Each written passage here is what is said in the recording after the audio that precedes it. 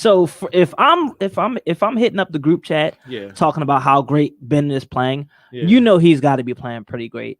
And just watching it, I couldn't believe it. I mean, starting off the game 7 for 7, I love the aggression. I was just super excited about everything that Ben Simmons was doing out there on the court. But for me, it's just like, bruh, I'm not taking anything away from his performance. I'm just like, but this is why we brought you here. Like, this is the reason. And it's like, please, like, why? Like, why can't you do this every single night? Like, I get it. The big man wasn't there, but that's why I feel like especially the way our bench has been slacking lately, if you put Ben in with our second unit, he can do this every single night. There should be no excuse for him not to at least put up over 20 points per game. But it was actually absolutely fantastic to watch. He put the squad on his back. I thought they were really about to pull that one out. Big shouts out to Utah, though, because the way that they were hitting the 3-ball, it was just unbelievable. I feel like all they did was just shoot threes. It didn't make any sense. Yeah, they got a bunch of three. Yeah, they got snipers everywhere. Jordan Clarkson coming off the bench. Joe Ingles, Spider, Donovan Mitchell's definitely taking that next step forward. And you still got Rudy Gobert, man, in the middle, so you really don't got much to worry about that. But it was really great to see, Ben being aggressive and, Tobias following up too, because that was the one thing that we asked about, last time, like we actually really talked about the Sixers was when Joel Embiid is out, how much is Ben Simmons going to step up, and two, Tobias Harris, who's the highest paid player on the team, how much is he going to step up as well? And in the end, both of them did their jobs. So then they go to the locker room and everybody's like, yo, I can't believe we lost that game. Like Ben and Tobias can go like, we speaking French now? Let's talk about Furkan. Yeah. What he did not do. He did a whole lot of nothing. 0 for 5 with 21 minutes. That don't even make any sense. But I mean, it's not all on Furkan. I'm just talking about. Listen, my man. Listen, I like Furkan, but my man was really out there just running suicides. Stop. Look, he was getting his cardio in. Yeah, I know. I literally was just about to say that. Don't. Oh, what about your boy Tyrese Maxey? That's not my boy. I said he can go with the trade. That was one of the guys I said could go with the trade. No, after that 39, you was like Ben could never. And then I know, and then Ben absolutely did it. I know. Oh, by the way, how do you like your crow? Lemon pepper, barbecue, just straight up with salt and pepper. Throw a little barbecue on that, John. Okay. Throw a little barbecue in it. But no, I mean, just going back to Ben Simmons, man, he played absolutely outstanding. As Chris said earlier, 42 points, 9 rebounds, 12 assists. This is the big number for me. 12 of 13 from the free throw line. Now, that right there, that is the major number for me. He started off aggressive. He had complete control over the game. And it's funny because in his head, he said the same thing I said out loud. I'm like, why is Rudy Gobert guarding Ben? That's so disrespectful in my head. And I guess Ben took it the same way. I mean, as you should. And I took that personally. Right. Like there's two ways you can look at it, right? You can look at it from a standpoint like, okay, well, Rudy Gobert is a former defensive player of the year. So Joel Embiid is out. So this is the guy that we need to focus in and take him out of the game. Or you could look at it in another direction, the way Ben looked at it, like, hold on, stop playing. You're going to put a center on me? Like, I won't just blow by him every single time. Yeah. I just wish he had that mindset every night. But he looked absolutely good. I think this is part of the reason why I have such a love-hate relationship with Ben Simmons is because this is what we see. It's like, bro, in my opinion, I've always said this, Ben is way more skilled than Giannis. Way more skilled than Giannis. So it's like, Ben, his game looks a lot more polished, especially when he's running the offense. Yeah, and he even said yesterday in his press conference that he's actually starting to put things together. Like he's figuring out things on this offense, which sounds good to me. Oh man, I wonder what's the major difference between Ben Simmons last year and Ben Simmons this year. It could be a coach. Yeah, could be a coaching staff, could be the assistant coach to Sam Cassell getting into his ear. Could be. Maybe, who knows? It's so crazy. Oh, we got a first caller. 98.5 WJYN Running Back Sports Show. Who is calling? This call is from the Department of Social Security Administration. Oh, sorry about that. I don't got any Social Security. I ain't 65 or older, man. Oh my god! But if you want to join the discussion and you don't want to talk about Social Security, you want to call us and talk about sports. Mark, you want to get that call number? Of course, absolutely. That phone number is 215-763-9596 to join the conversation. Oh, man, this is going to be a fun show, man. It's just me and you. So. Oh, yeah. It's crazy, though, because, like, I wish Carm was here today. I know she's dealing with some things. I wish she was here today because this is like the day where she would be going insane, and I got no choice but to sit here and look at her like, oh my God, like relax. Like, I mean, Ben Simmons drops 42 points, and like I got nothing to say. It's just all praise. She would just come in with her Ben Simmons, jersey on. She probably would have had number 25 tatted on her forehead. Oh yeah, and like she would come in, with the theme music, like remember King Booker theme music? Yes. She yeah, would have had number 25 tatted on her forehead. Yeah, just going off, man. Just excited. Like can't knock her, but hey, we'll miss you when you return. But big shouts out to Ben for that. And then Tobias putting up a season high 36 points, 10 rebounds. It's just that 1-3, like how bad does that 1-3 really hurt you during that West Coast swing? Honestly, the entire Eastern Conference is underachieving this year. Agreed. A lot. Brooklyn is still, trying to figure things out. But it's kind of funny. It's like when they're facing, the lower tier teams, like they struggle, but like they're 9-1 against teams above 500, and we all know that one loss is to us. Exactly. But Boston is definitely in free fall mode right now. They're shot. Yeah, and I didn't see that coming, but it's like Boston fans on Twitter. Like I love seeing Boston fans implode on Twitter. It's like the funniest thing. And it's like I see he's like, listen, keep Tatum. Keep Jaylen Brown, keep Marcus Smart, keep Pritchard, and everybody else like keep Marcus Smart. Who Pritchard? I don't know. I guess one of those like those new draft picks that they got. But he was like, keep Marcus Smart. No, get him out of here, man. I like Marcus Smart. Maybe not for that team. I would love him on our team. Oh no, he'd be perfect. Oh, he'd be a legend here. Like everything I complain about Marcus Smart right now, I would love in Philly. Oh, absolutely. Same thing with Kyle Lowry. Like I hate Kyle Lowry. Now listen, one thing we not talking about this week is what we talked about last week. All right, I don't want to hear no cakes being thrown around talking about men. All right, we ain't doing that this week. All right, last week we took that a little bit way too far, so we do not even start that this week. Mark. It's me, your boy. I just listen. I'm just making sure. I'm not here, Freeman. Not here. Listen, just get it out of your system right now. No, that's it. I just didn't want. I didn't want to talk about it. I'm just making sure, man, because you're the one broadening it up. I'm just talking about Kyle Lowry, the player. Well, now I'm a little scarred when people talk about Kyle Lowry because I don't know what's going to come out their mouth. I'm like, okay, yeah, he's a great basketball player, but now it's come to find out. Anywho, so all right, so the Sixers they went 1-3 during that stretch. And just for the record, if you were a loved one that's going through some terrible things mentally, please make sure to seek counseling. Yes. Do we have a number for counseling? I know we got a number for gambling. Yeah, I know. Which that has definitely slowed down a lot. Yeah. Listen, you got a lot of problems that you need to help out. Yeah, it's okay. Yeah, we're human. Yeah, I know. And these are the years to be having these problems. Yeah. We're in the middle of a pandemic. 2020 was pretty bad. Yeah. 2021 is just the evolved form of 2020. So it's just like, all right, it's okay to have these problems on these years. But when life is back to normal, we're okay. We're good. If it ever gets back to normal, it depends on what the new normal is. Very true. Very true. It could be anything. So I know it's crazy. I was looking at an old WWE event, and it was like 100,000 people in there, and I'm like, wow, when will we ever get back to something like that? Real talk. Like I was on the ride here, I was watching Avengers Endgame, like the portal scene, and like I was.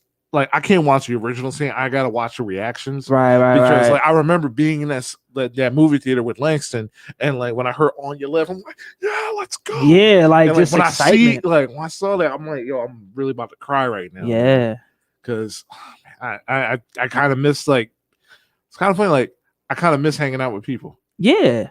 Believe it or not, one thing that I've been saying to people in general is like there were a lot of things that I feel like we took for granted, but now that we've been in the middle of the pandemic going on for about a year now, like when opportunities present itself, especially things that you love to do, I wouldn't put those things on the back burner anymore because you never know when you'll be able to do them again. Yeah. So like if your favorite artist is coming to town, okay, I got to do this, I got to do that. Maybe I'll catch him next time. Hey, look, go see your favorite artist. Like that's an experience right there. Like go, like, oh, you've been always wanting to go on that vacation. hey, put some money aside, go on that vacation you always wanted to go on. Oh, absolutely. I'm going to Ohio later this year. So word, what are you doing out there? I got a friend out there who I've been wanting to see. So. All right, see, dope, yo, take advantage because you just never know. And I'm going to be in Columbus, so I get the opportunity to probably check out the Ohio State Stadium. Word, I know you're a big Ohio State guy, so man. I know you're. So I got to check out the state. Right. And I interviewed one their player, Drew Chrisman. He's like, if you get an opportunity, you got to visit that stadium. Definitely. Yeah, so like it's an experience, but unfortunately, I'm just going to be taking pictures outside of the stadium. I can't go to a game yet. Right. But listen, in due time.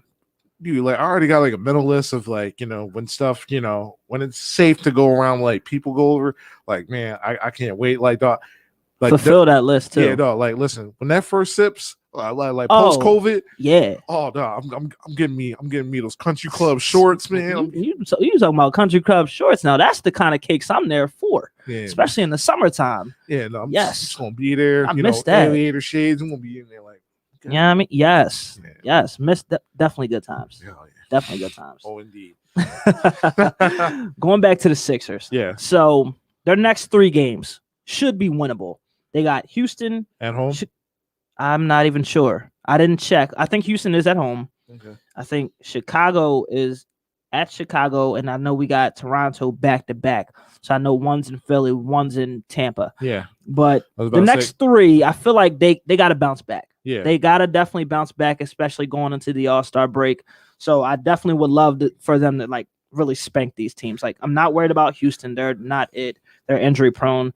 Chicago, all they got is Zach LaVine. Listen, that DeMarcus Cousins Joel Embiid matchup is always fun. Just for the trash talking. Is it really going to be fun? Because no, listen, I just love the back and forth between them. Like, but DeMarcus Cousins ain't it no more, and I love Boogie. I absolutely love Boogie. It has nothing to do with him being it no more. I mean, Carmelo Anthony ain't it. Whoa! Watch your mouth now. You seen what he did to us the other night. Relax. All right, no Melo slander over here. Who's guarding Melo again? I don't know. Exactly. Listen, Carmelo Anthony ain't it, but we all get. Be nice. I'm talking. He's 10th all time in scoring. All right. He's a Hall of Famer. I don't care Stop. I don't care about any of that. Listen, when I watch Carmelo Anthony compared to what LeBron James is actually like doing right now, it's night and day. But we all got excited during that little playoff stint where like those two were going back and forth trading buckets. Yeah. It was it's the little things, man. Yeah. So I mean, but at the end of the day, he did torch us. It was a moment where I was like, man, Melo's going off. This is great.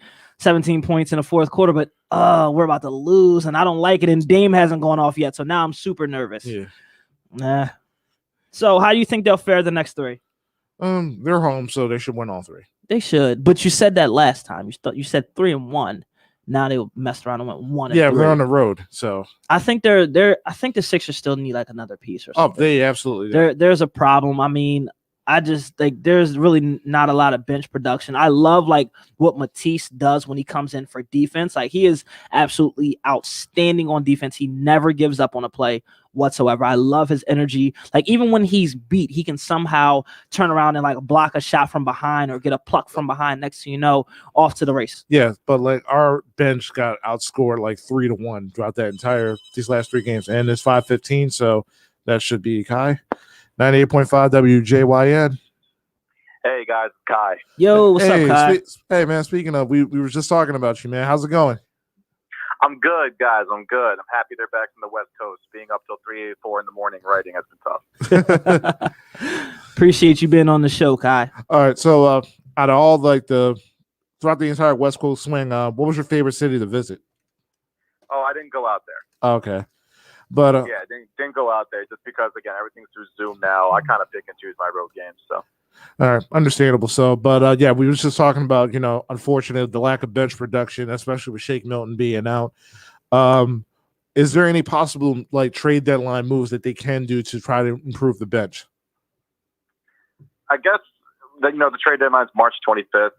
There's been reported interest in Sacramento Kings forward Nemanja Bjelica. Most Sixers fans will remember Bjelica for signing a deal or agreeing to a deal with Philadelphia in 2018 and then backing out of it last minute. Then he was going to return to Europe. That was the plan. And then he decided to screw all that, and he signed a deal with the Kings in 2018. So the Bjelica thing is all over the place. And I know a lot of people are going to look at Bjelica's stats this year and be like, oh, come on, man, he's shooting 20-odd% from deep this year. But a lot of it is he's out of Luke Walton's rotation. The Kings aren't really doing much, with him because they have a lot of faith in guys like Rashawn Holmes and Marvin Bagley and other young pieces on that roster. Bjelica is a career 36% shooter from deep, 37%. Point is, he can put the ball in the basket from deep, and he's a stretch four. So that's kind of one option you could look at. I know there was a report yesterday that they were looking at DeLon Wright of the Detroit Pistons or George Hill of the Oklahoma City Thunder. Good additions, but I really don't feel like point guard is the biggest area of need right now, especially when Shake does return. You'll be fine. And then you got Tyrese Maxey, who as a rookie has been up and down, but he's still learning the game and things like that. You don't want to stunt his growth. Okay. So if you had your opportunity to either get the guy from the Kings or, go ahead and get Ersan Ilyasova back stateside, who would you rather take? Oh, I mean, you'd rather have Ilyasova because you wouldn't have to give up any assets to Sacramento for Bjelica. I mean, not like you'd have to give up anything huge to Sacramento for Bjelica, but anytime you can get a guy for free, you'll definitely take that. Yeah. And, Ilyasova's obviously has experience playing with Ben and Joel, so that would help. Yeah. Yo, Kai, Mark here. Question. So with the Sixers going 3-1 on their West Coast trip. 1-3. Oh, yeah, my bad. 1-3. 1-3 on their West Coast trip. Like, how important was Shake Milton, for him, for that team with him being out? Very important. I mean, when you really look at it, Shake was huge in the fourth quarter of the one win in that trip. I think he had 5 points in the fourth quarter, had a really couple of big plays, finished with 11 for the game, and then he went down with the ankle injury against Sacramento in the win. That hurt them. And then they got to go up to Portland, and you're asking Tyrese Maxey, okay, man, I know you're a 20-year-old rookie, but now you have to go out there and run the offense while Ben goes to the bench. And oh, by the way, you have to defend Damian Lillard. Good luck. Yeah. And then after that, they faced Phoenix, where, okay, nice to do all that. They got to deal with Chris Paul. Then you got to go to Utah, and you're dealing with all that. And it's like, okay, great. There's no Mike Conley. Cool. But now you got to defend Donovan Mitchell and Jordan Clarkson, who will blow anybody's head off with that jump shot. So it was a tough trip. It is what it is, especially when they're not in Philadelphia. Some of those places were allowing fans. Phoenix allowed fans. Utah allows fans. And, so it's a different environment. It's a different atmosphere for a rookie there. Meanwhile, Shake has seen it all. Shake, even though he's in his third year, he's calm, he's level-headed, he knows what to expect. So Shake Milton, they definitely felt his absence throughout the rest of that trip. Yeah. Combined with him and the absence of Joel Embiid, that's 40 points we're missing. Just all together. But I want to talk more about, speaking of young players, the report came down that Paul Reed won G League Player of the Week. Is this something that we should take a little bit more notice or take it with a grain of salt? I kind of take G League accomplishments with a grain of salt, not going to lie. The G League is good, obviously, for development. When you look back, guys like Hassan Whiteside and Christian Wood, and, other guys have come up to the G League. Tyler Johnson's another one, guys who have succeeded in the G League, which then led into a pretty solid NBA career so far for those three guys I just mentioned, as well as many others. Birdman Anderson is another one. But recently, if you really look at the G League when it comes to Sixers players, look at Mario Shayok last year. Shayok lit up the G League for the Delaware Bluecoats. Mm-hmm. He was winning G League Player of the Week. He made the G League Eastern Conference G League All-Star team. Shayok lit it up, but then Shayok got to the NBA level and he couldn't do anything. And now he's not even, in the NBA system right now. I think he's overseas. So I think it's something you got to take with a grain of salt. Paul Reed could be a lot different. I love Reed's athleticism. I love his motor. I love his size. I feel like he's going to be a solid rotational player, especially in Philadelphia, where, he could eventually be the backup big man to Joel Embiid. There's a lot that he can offer. But I feel like any G League accomplishments you do have to take with a grain of salt until he can prove it at the NBA level. Sounds like my boy Reggie Evans. Pretty much. Yo, Kai, question. So we can clearly see that the Sixers, their bench needs some depth. Like I honestly feel that Danny Green is no longer a starter. Seth Curry, I don't think he's really a starter as well. Do you think Daryl Morey has anything up his sleeve with the trade deadline approaching? Definitely. This is Daryl Morey we're talking about. The man pulled a deal for Robert Covington at 2:00 in the morning and said, "Hey, yo, go play center." So Daryl Morey's the guy who, he's not afraid to do anything, man, especially when it comes to any bold moves with his team that he feels like he could put them in position to win a title. With this team, listen, Mark, you and I have talked about all the time, Furkan Korkmaz, it's either feast or famine with him. When he's making his threes, he's a very good piece to have on the floor. When he's not, he doesn't do anything else. He's not a good defender. He can't put the ball on the floor. He's not a good distributor. All he can do is shoot the ball. And when he's on a cold streak, Furkan's unplayable. So there's a lot of pieces that need to be fixed. Dwight Howard had played very well last night, but even Dwight, you can't really rely on Dwight to be giving you, big numbers night in and night out. This isn't Orlando Dwight. This isn't even Charlotte Dwight. You know what I'm saying? This is a guy who's a veteran player. Then you got Tyrese Maxey, who's a rookie. Matisse Thybulle is an elite defender. I think Thybulle should make an all-defensive team, but you're not going to get offense out of him either. So it's tough. It's tough to kind of figure out. So I think Daryl Morey definitely has some type of move up his sleeve to kind of add more depth to this team. Because I do agree with you on Seth, at least. I think Seth should probably come off the bench and just fire up a bunch of threes and not worry about anything else.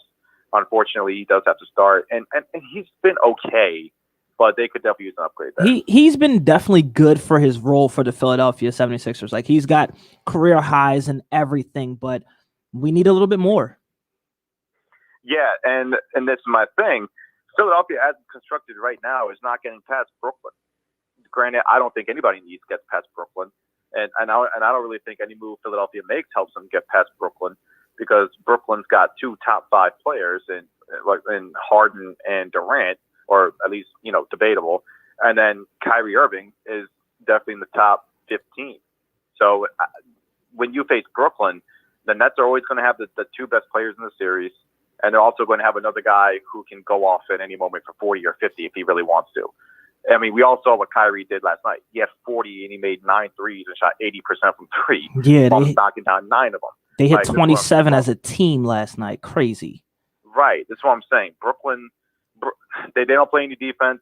They definitely need a big man. I think Sean Marks will figure something out up there. But the Nets are always going to be my pick to come out of the East, especially with those 3 playing healthy. Yeah. And speaking of, we talked about Dwight Howard not being what he used to be, but another guy like Blake Griffin, he was apparently saying that he's not playing unless there's either a trade or he gets bought out. Let's just say the scenario is where he does get bought out. He does have experience playing with Doc Rivers. Do you see a possibility of Doc trying to get into Daryl Morey's ear about going after Blake Griffin if he's bought out? Possibly. It's a shame because Blake is clearly not the same player. I don't think he's even dunked in a game since 2019. Yeah. It's crazy because this dude is a former slam dunk champion and he was putting dudes on posters throughout his entire career. Blake Griffin can still play. I feel like he still has flashes and moments where he can come out and give you something. I think part of it is because he's playing for a bad Piston team, and Pistons are going into a full-fledged rebuild, and they're trying to play other guys like young Sekou Doumbouya. They're trying to get Josh Jackson sometime. They're trying to get the rookie Sadiq Bey sometime. And there's really not much. There's really no point in having a guy like Blake there anymore, especially a guy who wants to continue to try to win. So it could just be one of those things where his numbers are down because he doesn't like the situation he's in. Mm-hmm. So if he comes to Philadelphia, maybe he'll be able to recapture something. You showed that he'll have some tread left on his tires. Because a lot of people forget, man, 2 years ago, Blake had the best season of his career, literally from all across the board, and he dragged the Pistons to the playoffs in 2019. So on one good leg. If you get him in a better situation, he could show that he still has something left. Kai, I got one more question for you, and I can't believe we didn't even touch on it at all. How about Ben Simmons' performance last night? We didn't even scratch the surface on that one. Yeah. I don't really know what to make of it. Ben was terrific, but it's one of those things where it's like, did he only do this because Joel was out? Can he do this? Can he put up big numbers? Trying to get those all-star votes too. Yeah, like on a consistent basis. The all-star game probably played a factor in it as well. Another factor, they're playing Utah, and obviously there's a lot of animosity between Ben and Donovan Mitchell. Rudy Gobert too. I mean, Ben threw shade at Rudy Gobert, I think in March when the league went into, the suspension because of the pandemic, and Ben was playing video games, and he said Rudy Gobert is not a top 5 defender. And then obviously what he said last night when he said he loved it when Rudy was guarding him, is disrespectful, things like that. So that could just be Ben being motivated to get up against a team like Utah because he has, history with both those guys. So who knows? He did say he's working on his mental side and he wants to become a little bit more, offensive. He's working on the offensive mentality. We're going to have to kind of see when Joel comes back, probably tomorrow against Houston, and see what he's got.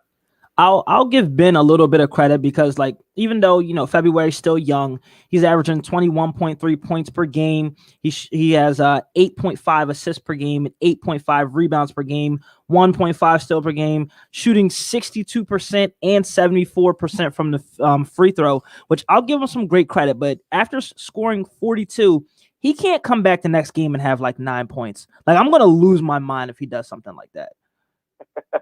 He can't. I would break some stuff if he did that. But if it's only, sorry, listen, you're not wrong. You're not wrong. That would be kind of just really disappointing for Ben to go out and drop 42, come back against Houston and have a game where he has 11, 12, and 15. You know what I'm saying? A regular normal Ben Simmons game. So I mean, listen, Ben did say after he feels like he dominates games even when he isn't scoring 40. And, he kind of does have a point a little bit just because of his defensive ability and the way he does distribute the ball and rebound the ball. But if you can get more scoring out of him, it's definitely a game changer for them. And one last question for you, Kai, before we got to let you go. Do you feel like, in terms of last night's loss to Utah, do you feel like that Philadelphia just didn't have enough offense or they just didn't get enough stops? You didn't get enough stops. I mean, they put up 123 points. If you put up 123 points, you expect to win basketball games. Unfortunately, they gave up 134. And the big difference to me, Chris, was 3-point shooting. Utah put up 45 threes. Philadelphia only put up 23. Mm-hmm. And that's something to where I'm not saying the Sixers have to come out and put up 45 threes, but you're not giving yourself a chance if you're only putting up 23 while Utah made 18 as a team. That was a huge, disparity last night.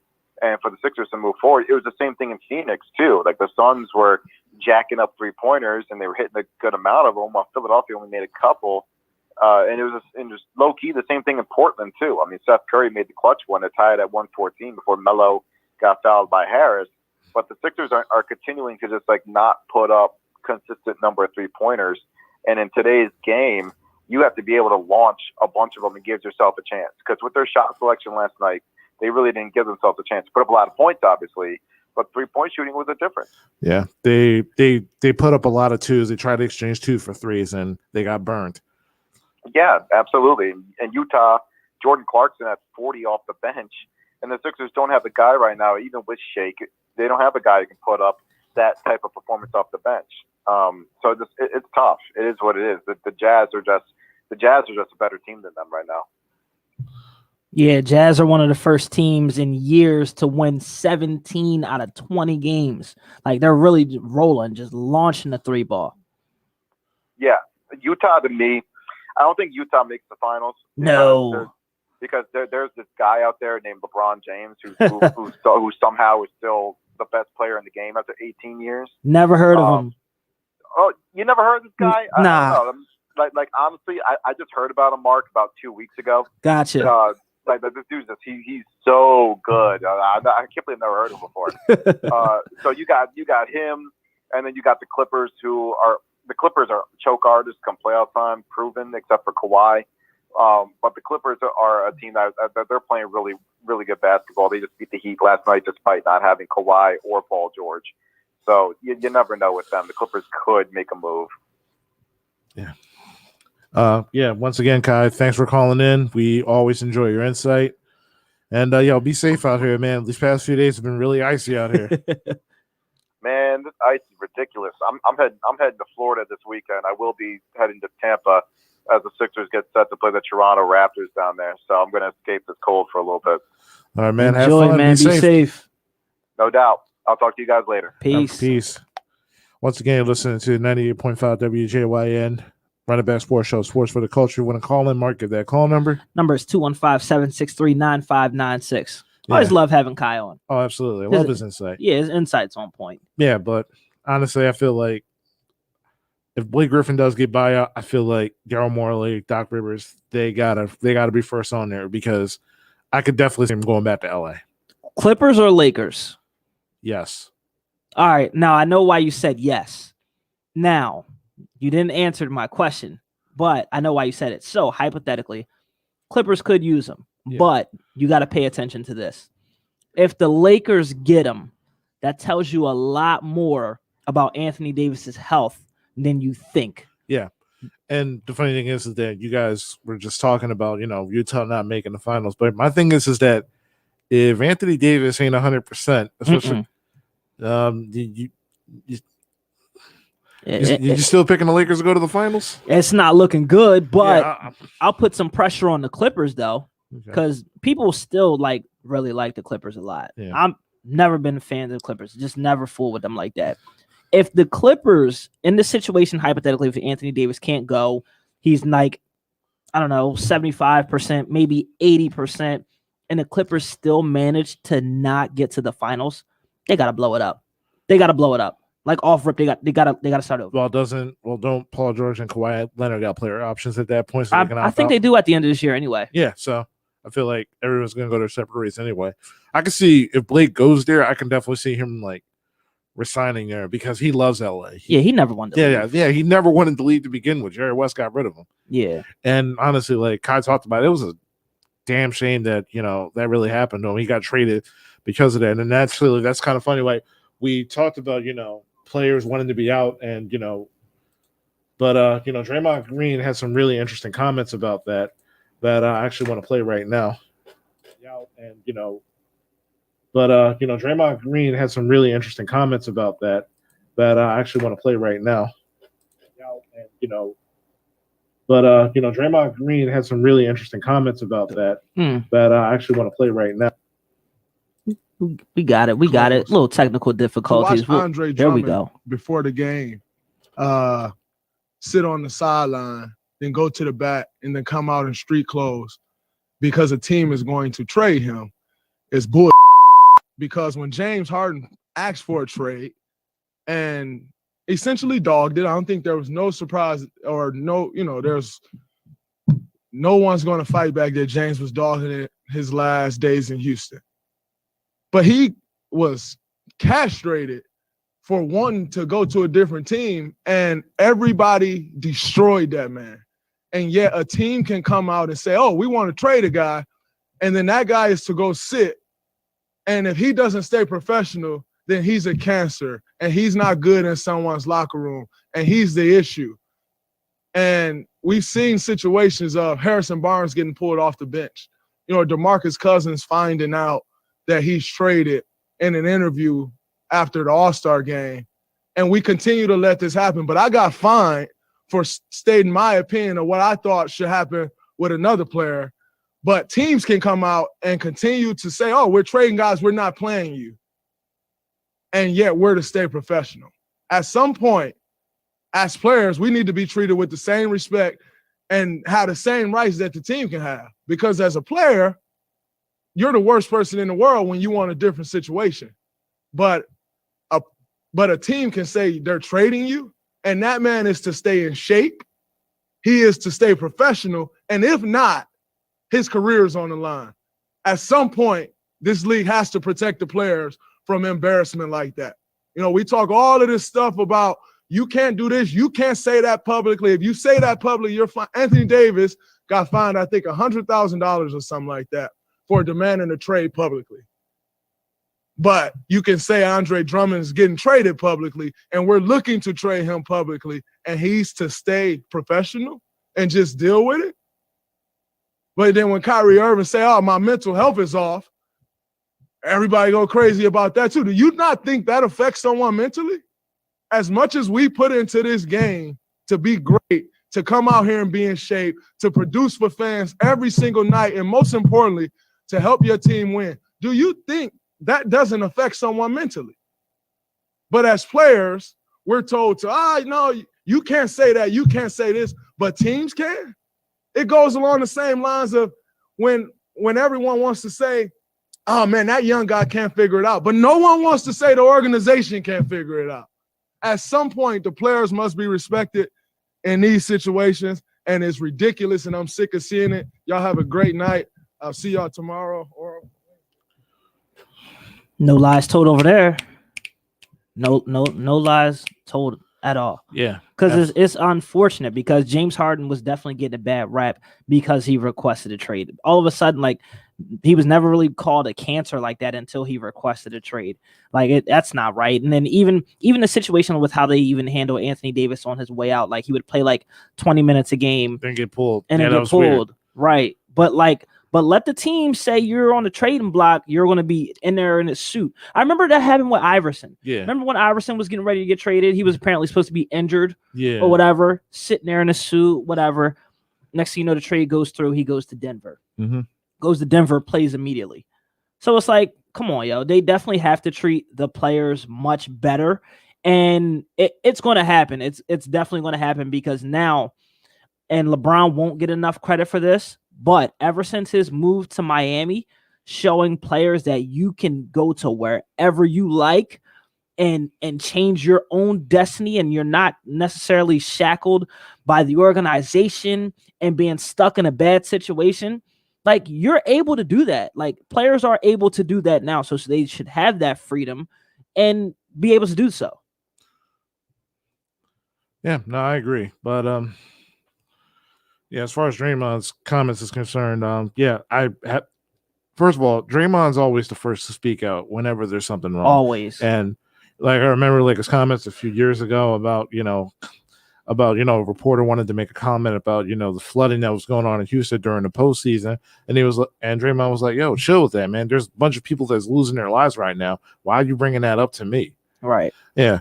But, honestly, the reason why something is definitely going to get done is because it's a players' league. Yep. And Chris Paul, who's like the head of the National Basketball Association, and like everything else, like if the players want it and the superstars, collab and, vouch for it enough, it's going to happen. Same thing with Donald Sterling that happened a few years ago. They wanted him out. They got him out of there. Yep. In regards to, wanting to, tackle racial justice after what happened last year with George Floyd, the NBA players got what they wanted. They, got more of a call to action.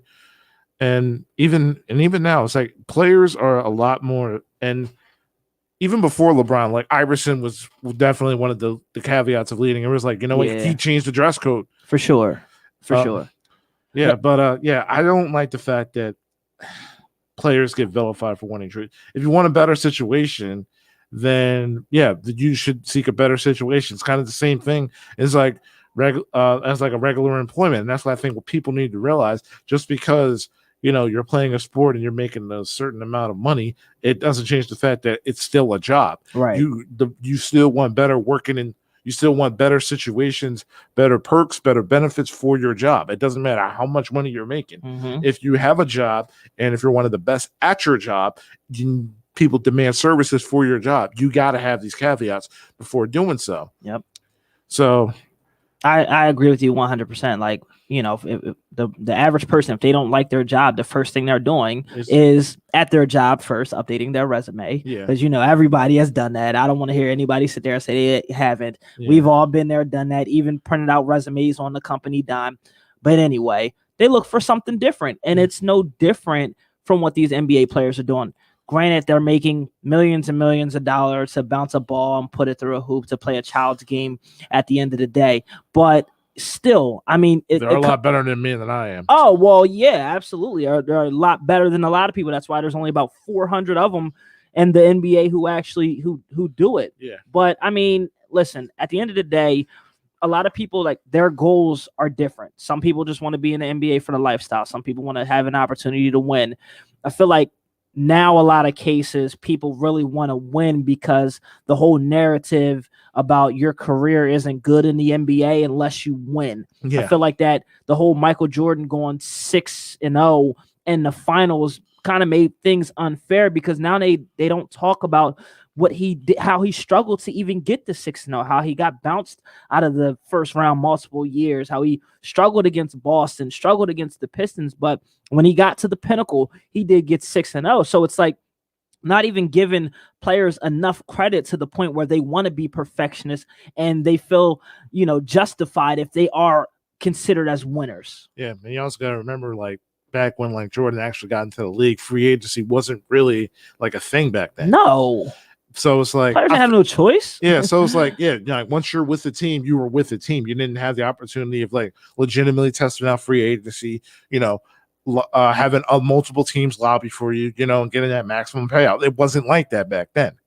But now it's like you got the opportunity to do that. Even like there's more money involved. So like, even if you're not a LeBron James, if you're like an Andrew Wiggins or like a Kelly Oubre, you still got an opportunity to make your money. Yeah. You still got an opportunity to go wherever you want. Even the lesser players have, maybe this guy is the piece that we need in order for us to, finally get over this hump. Mm-hmm. But I feel like nowadays it's like we make too much of a spectacle when somebody loses. And it's like, it's absolutely ridiculous. Yeah. And unfortunately, like it magnifies so much what LeBron James is now spilling over to now the new era. Mm-hmm. Now it's going on with Giannis. Now it's going on with Paul George. Now, honestly, I got a bad feeling that after Russell Westbrook, eventually like his contract's up in DC, he's gonna get that Carmelo treatment because no matter where he goes, he's gonna get blamed for everything. Yep. And the difference is that Russell Westbrook probably has a lot more thicker skin than probably anybody else in the league. For sure. So he's not gonna care. He just wants to go out and just ball.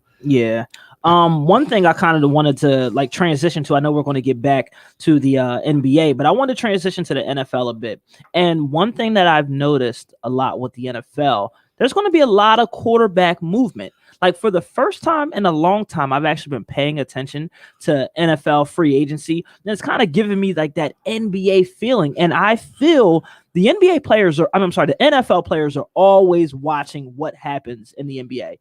So now all the quarterbacks are just coming out saying, hey, we need changes. We need changes to make things happen. They're taking the approach that the NBA players are taking and trying to transition it to over the NFL. And I don't think it's going to work quite the same. I can't tell you how proud I am when you said, I'm actually looking forward to NFL free agency. That's my Christmas right there. Oh, yeah. I love NFL free agency because it's not just one. Because here's the thing, one component can make a team from there's a lot more parity in the NFL. Yeah. You can go from it probably has like the highest, percentage of teams going worst to first. But honestly, like I agree with you. There's way too many. Here's the thing, the NBA, there's like 13 people on the roster, 15 people on the NBA roster, only 13 or 12 can suit up. The NFL's a way more different, about you can only play 46 or 53-man rosters, not to mention a multitude of coaching staffs. But as regards to, these quarterback, those carousels, we talked about Deshaun Watson, wanting out, but he has a no trade clause. So it's not like they can go, or it's not like he can go wherever he wants. He has to waive that no trade clause. Carson Wentz is coming off the worst season of his career. So his value is going to be a lot lower than what Howie Roseman was trying to pipe in and trying to sell. Dak Prescott's a free agent. Also, you got to remember that the salary cap is a lot lower this year because of the pandemic.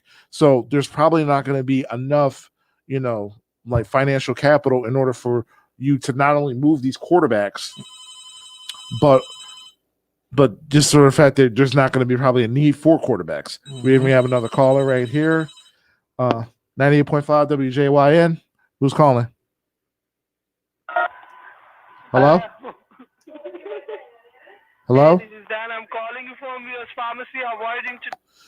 Yeah, sorry about the pharmacy boy. But my bad, yo. I was trying not to laugh. No, it's but go ahead.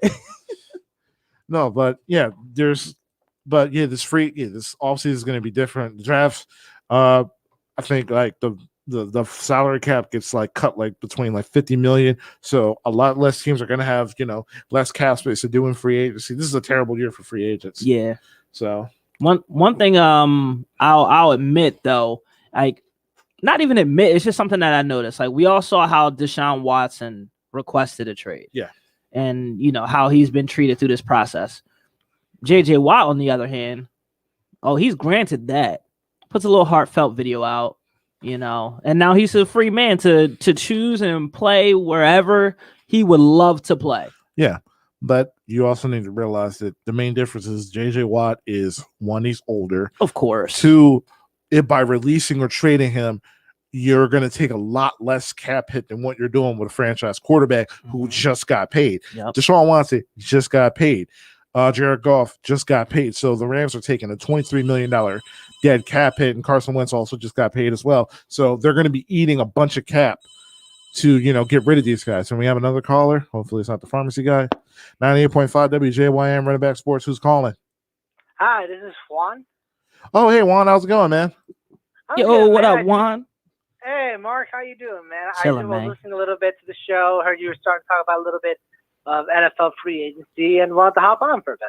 Yes. Oh, man. Shoot, man. What's going on? What you want to talk about? Well, no, last thing I caught was that you were talking about like the difference between J.J. Watt's let go from the team, how it was treated differently to how Deshaun Watson wanted to be let go, and another one thing that I might have caught it on a lag, but one thing I don't know if you guys talked about is the fact that Deshaun's still under contract for another 3 or 4 years, while JJ was already let go, is 31 and has been dealt with a bunch of injuries. So, the PR angle of it worked a lot better for JJ to be let go from that perspective.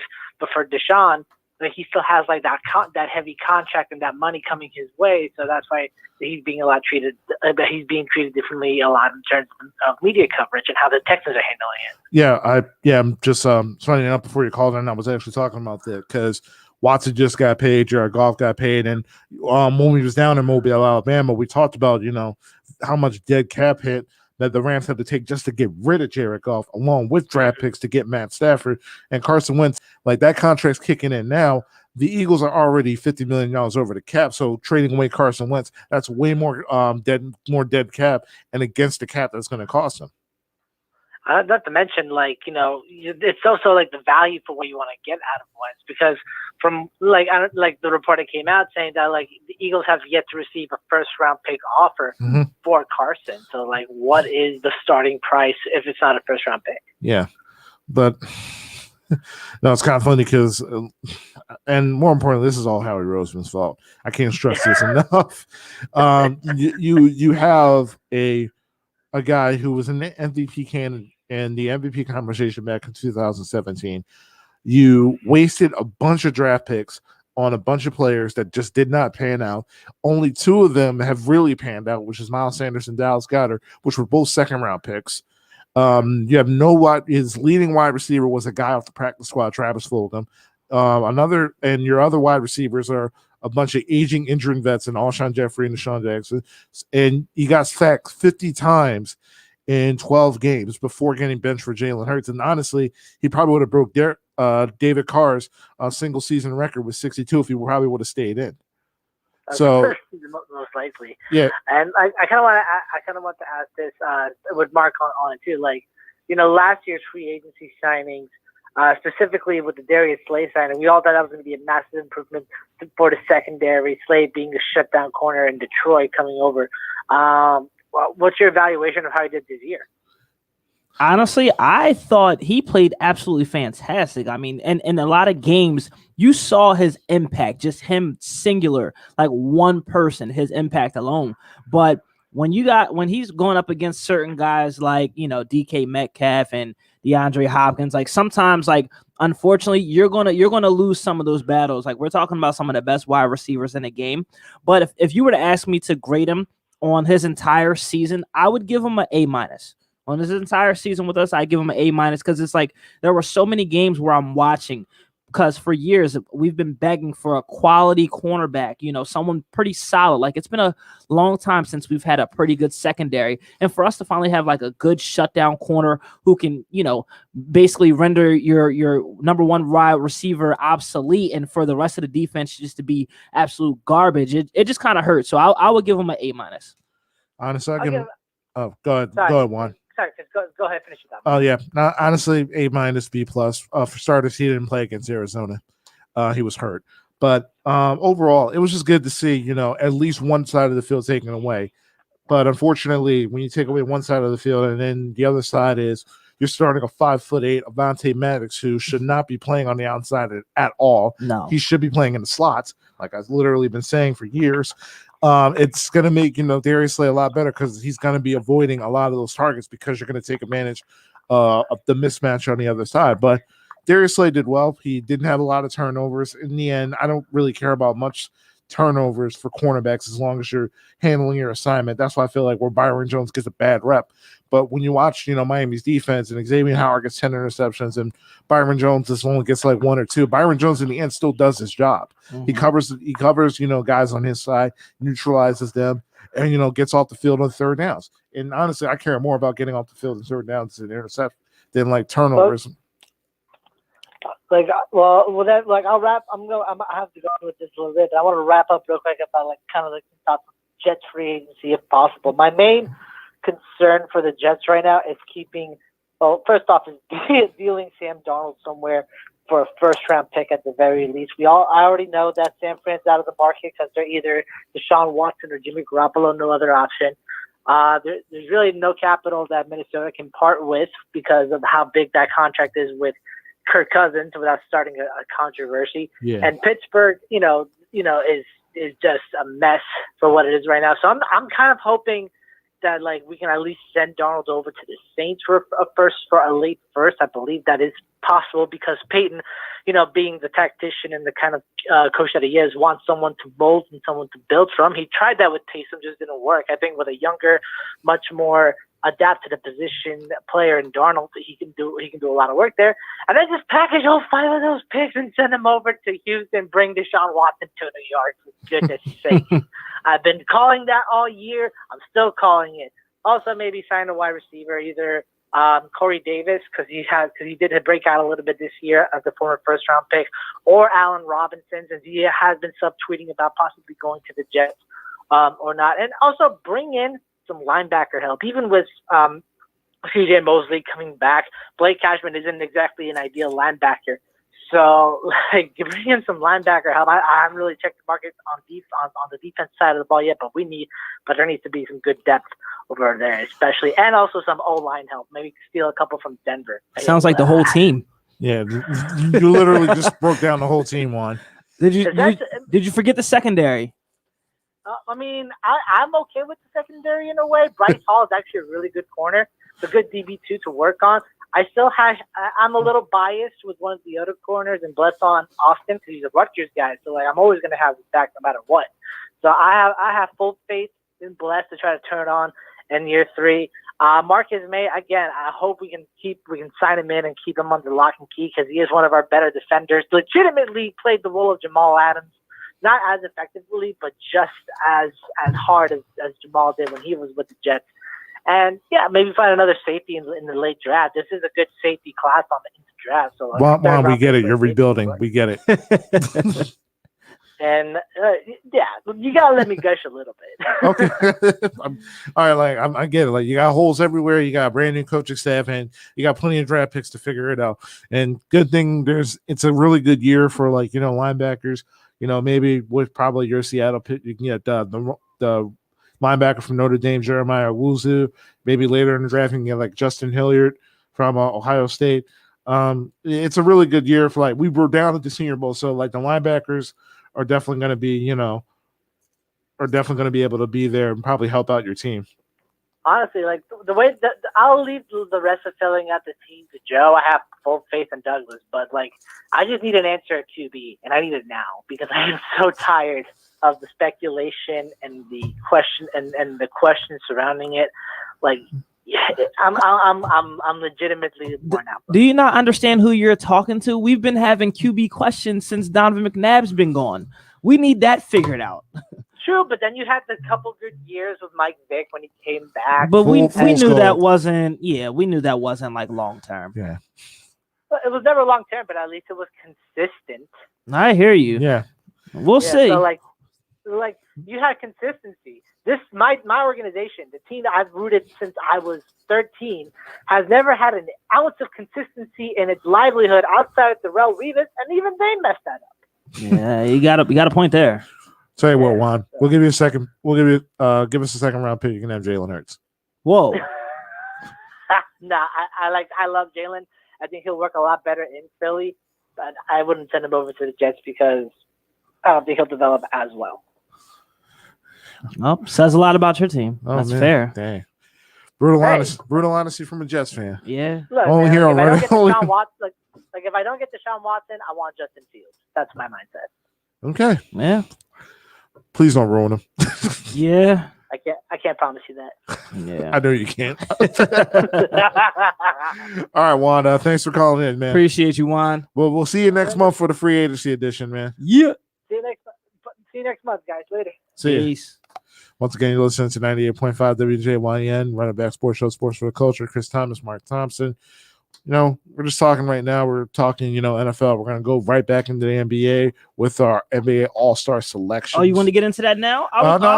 Let's stay with NBA. Let's stay with NFL. There's still a few things that I was going to say because we didn't touch on it enough. I know, you transition over to the NFL. Hold on, I did because I was just looking over my mental notes, and I'm just like, I knew we was going to swing back because we got more NBA to talk about than NFL. Yeah, that's why I was like, let me throw this in right now because a lot of NFL players, they want to be free agents and live the luxury lifestyle that the NBA players experience. But back into the free agent, there's way too many players for all of them to come to a consensus in terms of trying to make an agreement, trying to make a pack or like a CBA, kind of like the NBA does, because the whole thing about Colin Kaepernick, it kind of just showed that, some people sided with him, and then there were people like Malcolm Jenkins who, took that settlement money and, to tackle social issues. One, we still don't know what the amount is and, what exactly the NFL was trying to do, to try to tackle social issues. Yeah. But we all know, there's way too many, there's way too many cooks in the NFL for them to, come together and try to decide something like that, as opposed to the NFL. There's not a lot of. It's not a lot of solidarity like it is because, for example, if there was a lot of solidarity in the NFL when Kaepernick took a knee, everyone would have took a knee. Versus you saw what happened down at the bubble. Pretty much is everyone, wearing vote T-shirts or pretty much everyone is, kneeling for the national anthem. That's true solidarity down in the NBA, which is, you just said it's a players' league, and the NFL has never been a players' league, and it never will be. It's more so about the team than it is the players. Exactly, and in most cases, and I know we've talked about this before, if you see an NFL player without his helmet off, you don't know who that is. It could be just a regular average Joe or something. It depends on who it is, right? I mean, if it's Patty Ice. I mean, listen, a few years ago, I saw Corey Simon in the mall. So 98.5 WJYN, Running Back Sports Show. Who's this? Who's calling? Hey, my theme music, boy. Hey, Dad, what's going on? There it is. That's right. Next time I want it longer and in stereo, okay? Oh, man. So what's the topic of discussion today, folks? What's up, Mr. Norris? So we were talking about Ben Simmons, his wonderful 42-point performance last night. It was about time we saw him grow a pair, so it was nice of him to do that. And we just talking a little bit about NFL free agency. Well, as far as Ben Simmons goes, him scoring 42 points in a loss, him scoring 42 points just to begin with and everything, like being the world's tallest midget, man, absolutely nothing to me. And you know what? That's fair. But when he doesn't score enough, we complain about but if he doesn't score enough and we win, we complain about that. Okay, if he does, how about he does on a consistent basis? We'll have something to talk about. Mm-hmm. He only did it because Embiid was out. Okay, if he did it with Embiid was there on the court with him, that'd be something to talk about. Because then we wouldn't be scrambling like everybody said, 60 one more piece. Which really, at the last 3 games, they really do need one. Okay, they need bench depth and he need a backup center because Dwight Howard ain't cut it. He's gassed now. Yeah. Well, I mean, at Dwight's age, in my opinion, with Danny Green and Dwight Howard, what do people truly expect from them? When Danny Green came, I knew he'd give me some threes here and there. He'd play some defense. Dwight Howard, I know he'd be all over the glass, maybe give you 8 to 12 points off the bench. Like, that's all I expected from him, nothing more. And the reason why we got Danny Green to begin with was to get rid of Al Horford's contract. And Danny Green is averaging the same amount of stats and 3-point percentage that like he did with LA last year. And you got Dwight Howard for a vet minimum. So in the end, you pay for what you get. Yeah. Yeah, pretty much. And really, the Sixers need bench help, and they need another center off the bench that's actually going to play some defenses and hit some boards. Yeah. As far as free agency goes, as bad as things looking off season for Eagles and everything, the Cowboys screwed themselves. Yeah, they're not looking good. Absolutely every minute of it, because they had the opportunity to sign that to a contract. They said, "No, we'll play the waiting game." That, God bless him, he bet on himself, because the Cowboys are absolutely putrid without him. Okay. And now he's going to ask for $40 million a year. You know what? The Cowboys ain't got no choice to give it to him, because if they don't, somebody else will. The Jets. I'm with you 100%. I mean, the Cowboys definitely, they shot themselves in the foot with this one big time, because the main reason they were stalling is because they didn't want to pay him that money. Now the market just continues to increase, and you got to pay him more than you expected. Yeah. And then the Cowboys really shot themselves in the foot when they decided to sign Zeke, the muscle Ewok from Brokeback Mountain, to that big, massive contract instead of taking care of Dak first. Okay? You always take care of your quarterback before you take care of your running back. Yeah. Because when he plays, he has 2, maybe 3 years left before he starts breaking down. Yeah. Yeah, that's backward, because most teams, they definitely take care of their quarterbacks first, then the running back, because the NFL running back lifespan is nowadays, 3 to 4 years, if you're even lucky. If you're good. Yeah, if you're good. Pretty much. Well, Frank Gore is still going. God bless him and everything, but he's a freak of nature. Yeah. As far as free agency goes, if the Cowboys don't want to pay Dak, I can see him going to New England. I can see him going to San Francisco. For that matter, I can see him going to New Orleans. Okay, and if that goes anywhere else besides signing up the Cowboys and everything, Jerry Jones and the Cowboys are like the biggest idiots of free agency in the NFL offseason. And believe it or not, it's going to take a lot of heat off of Howie and the Eagles. Go figure. That's the last thing we need. Oh man, I tell you. And what do you think about JJ? What do you think about JJ Watt after his release to the Texans?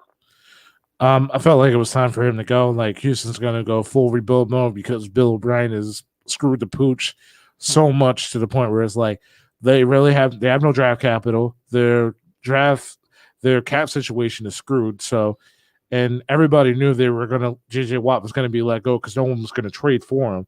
And with that respect, it was like, listen, we're going to release you out of respect for you, because we want you to, go ahead and, pick your own team. But as far as like teams going to free agency, I definitely heard that Cleveland is actually interested. And honestly, I would love to see that. That's not bad. Yeah, him, JJ Watt, Myles Garrett going up against his brother TJ and Derek in Pittsburgh twice a year. Honestly, I would pay money. The AFC North is definitely going to be one of the more funner divisions to watch next year if that happens. But I like the fit in Pittsburgh, in Cleveland. I said Pittsburgh because he has the opportunity to play with his brothers, and also Green Bay definitely needs some front seven help. Yeah. So, but we all know how Green Bay is when it comes to free agents. So it's going to come down to either the Browns or the Steelers. The one thing that I didn't like, it's fine you ask for your release, and I know we just talked about this with our last caller, but the way that it was just so easy for him to get out of Houston versus Deshaun Watson. Like, I get it. Deshaun Watson just signed a monster deal last year. He's their franchise quarterback, but you're not giving him the opportunity to truly grow within your organization. He asked for a little bit of say-so. I mean, hey, I don't think it's a bad thing if quarterbacks ask for a little bit of say-so. Prime example, you just saw what happened with Tom Brady down in Tampa Bay. He asked for a little bit of say-so, and look what happened to that team. I don't think it's terribly wrong if a guy's like, hey, please protect me. I'm out here dying. Like, do something about it. Hey, please get me some weapons to throw to. I'm out here running for my life. So I just don't like the ease that it was. And I get it that JJ Watt's a bit older and, they wanted to do right by him, which is fair. But you got another guy that you haven't been doing right by. You got rid of DeAndre Hopkins for pennies. And now you're just in a situation where it's just utter dysfunction. Well, you got to understand, in the NFL, management has a little bit more control over players than, say, like the NBA or like baseball or hockey. I mean, And not to mention, I gotta give props. And speaking of like the NBA, I gotta give props to Draymond Green because he broke everything down. Because the way Detroit and the way Cleveland are doing Blake Griffin and Andre Drummond, and the way he took the NBA to church. Okay, Draymond Green has my respect. But as far as the NFL goes, they see players as assets. They see them as pieces like they acquire what they want. Okay, J.J. Watt was a pillar in Houston. Okay, I know because I've been to Houston. I've been down to Houston while he was in his prime, and he was a community leader. Okay, and they realized, okay, well, it's time for him to move on. We need to make a fresh break and everything. And because he never badmouthed the organization, he did nothing but good for the organization. They paid him respect, and let him go. Now, Deshaun Watson, they kind of brought that on themselves, obviously by not, trading away his best receiver and letting Bill O'Brien wreck the team the way he did. Okay, and not giving any input on like who the head coach is going to be, who the GM is going to be. Okay, now really Houston's best bet right about now is just trade Deshaun Watson for as much they could possibly get, because the starting point for him is 3 number 1 draft picks at least, and not to mention the players that go along with them. Okay, that's their best bet because there's no coming back from that any more than Carson Wentz is coming back to the Eagles, because those ships have sailed.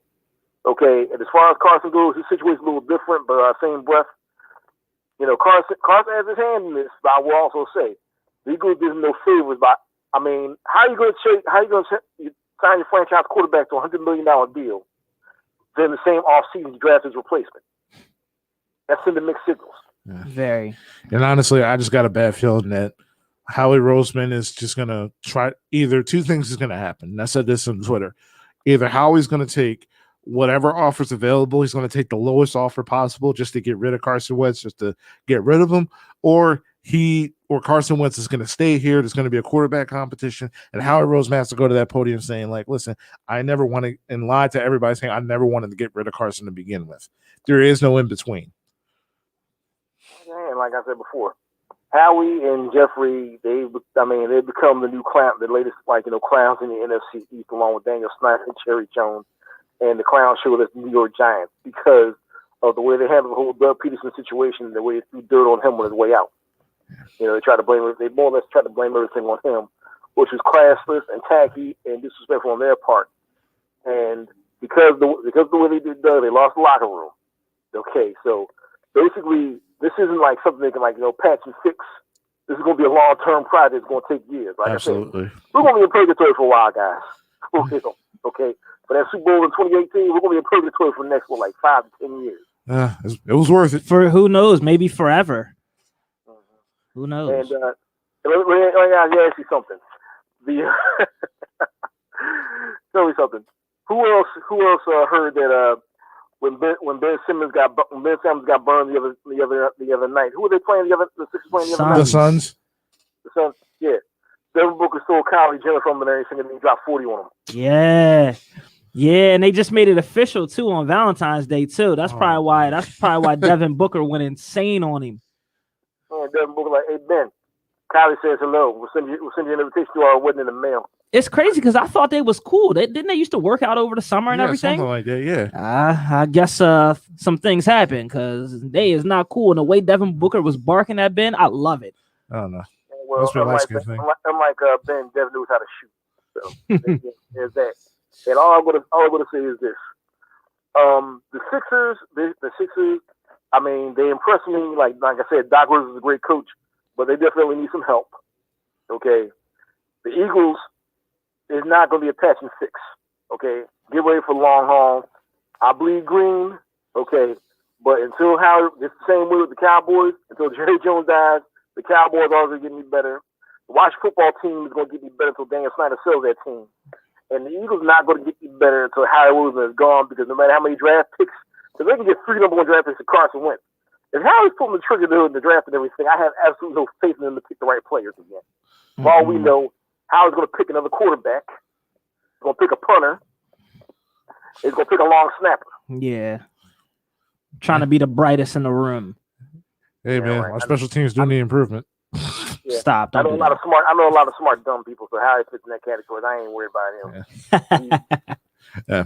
Oh, Dad, real quick before you go, it's kind of funny. Finn Balor, it's your theme music. Did you get an opportunity to see the Finn Balor Pete Dunne match this past Sunday? The $10 what? the Finn Balor versus Pete Dunne and Takeover Vengeance. Did you get an opportunity to see that match yet? No, I didn't, but that's another thing. WWE is going to get any better until Vince McMahon is gone and Triple H is running the company. Because I'm pretty sure, and I'm going to leave you with this. Even like WWE reported record-breaking numbers, like their finances, like their like coffers are over, like are busting with money. Yeah. But they told all their employees, the performers, the wrestlers, the staff, the ring announcers, everybody, they're not getting any raises and not getting any bonuses. Mm-hmm. And everybody in that company, to a man, is PO'd to Vince McMahon. Mm. Because I'm telling you right now, that man will be buried in a plot with all of his money. Because he sure is shooting and giving out to his employees who are wrestling during the COVID, not seeing their families, on the road 365 days a year. You can't give them a bonus? Really? That's pretty bad. That's terrible, actually. Yeah. When you think about it that way. Eat the rich, man. But all I know is Pete Dunne and Finn Balor, I know they tore the house down, didn't they? Oh, they absolutely did. Yeah. I didn't get a chance to see it yet. I'm going to check it out. Yeah, it was just as physical as Finn Balor versus Kyle O'Reilly. Mm. What about Pete Dunne versus Walter? Was it physical as that? Ooh. I don't, first of all, you even saying the name Walter just got me thinking about those chops. Like, those chops are crazy. No way. I highly doubt it. It was physical, not as physical as a Walter match. Walter is one of my favorite wrestlers. That guy, he's a beast. Yeah. Yeah. Okay, he's the kind of guy I see him walking down the street and walking the other side holding my wallet. Yeah. Like, do you owe me money? No, I don't, sir, but take all my money. Just don't kill me. Yeah. I heard he's on stateside now. I heard it might be coming to NXT soon. Nice. All right, well, hide your woman in your liquor. Yeah. Hide your chest. All right, guys, stay safe, take care. And Chris, so when should I expect you to come shovel my walk as the snow comes? Appreciate you as always. All right, Dad. See you later. Yeah, you out the will again. Bye. All right. Dang, bro, you be in the will for like 2 weeks and then you just mess up. Yeah.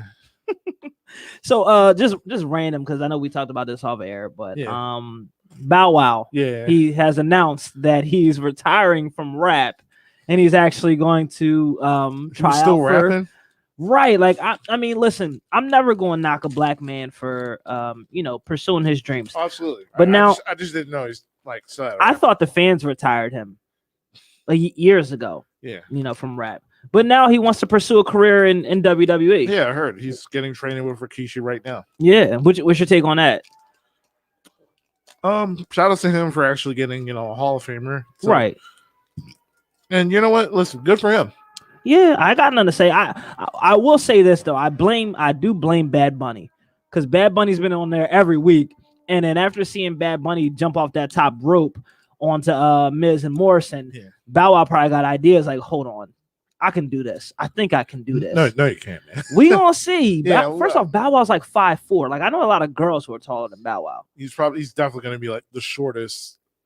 Yeah, I already seen like the WWE account tweet that, how about a dream match with Rey Mysterio and Bow Wow teaming up against, like, are you kidding me? No, what? Yeah, no, this was like last week. Oh my god. Yeah, but now it's funny though, because Bow Wow, he's been going at it with WWE superstars on Twitter. So this is how you know it's like a real thing. Like he's gonna pop up at some point. Yeah. But it also kind of tells you like how desperate WWE is if you like are given, no disrespect. We haven't seen anything that Bow Wow can do in the ring or anything like that. But like, you giving Bow Wow a platform when you got somebody like Aleister Black or like freaking Velveteen Dream, who like these guys don't even really get like opportunities like that. Remember, Velveteen Dream still in hot water. Oh, because of that stuff. Yeah. I heard he was in the clear though.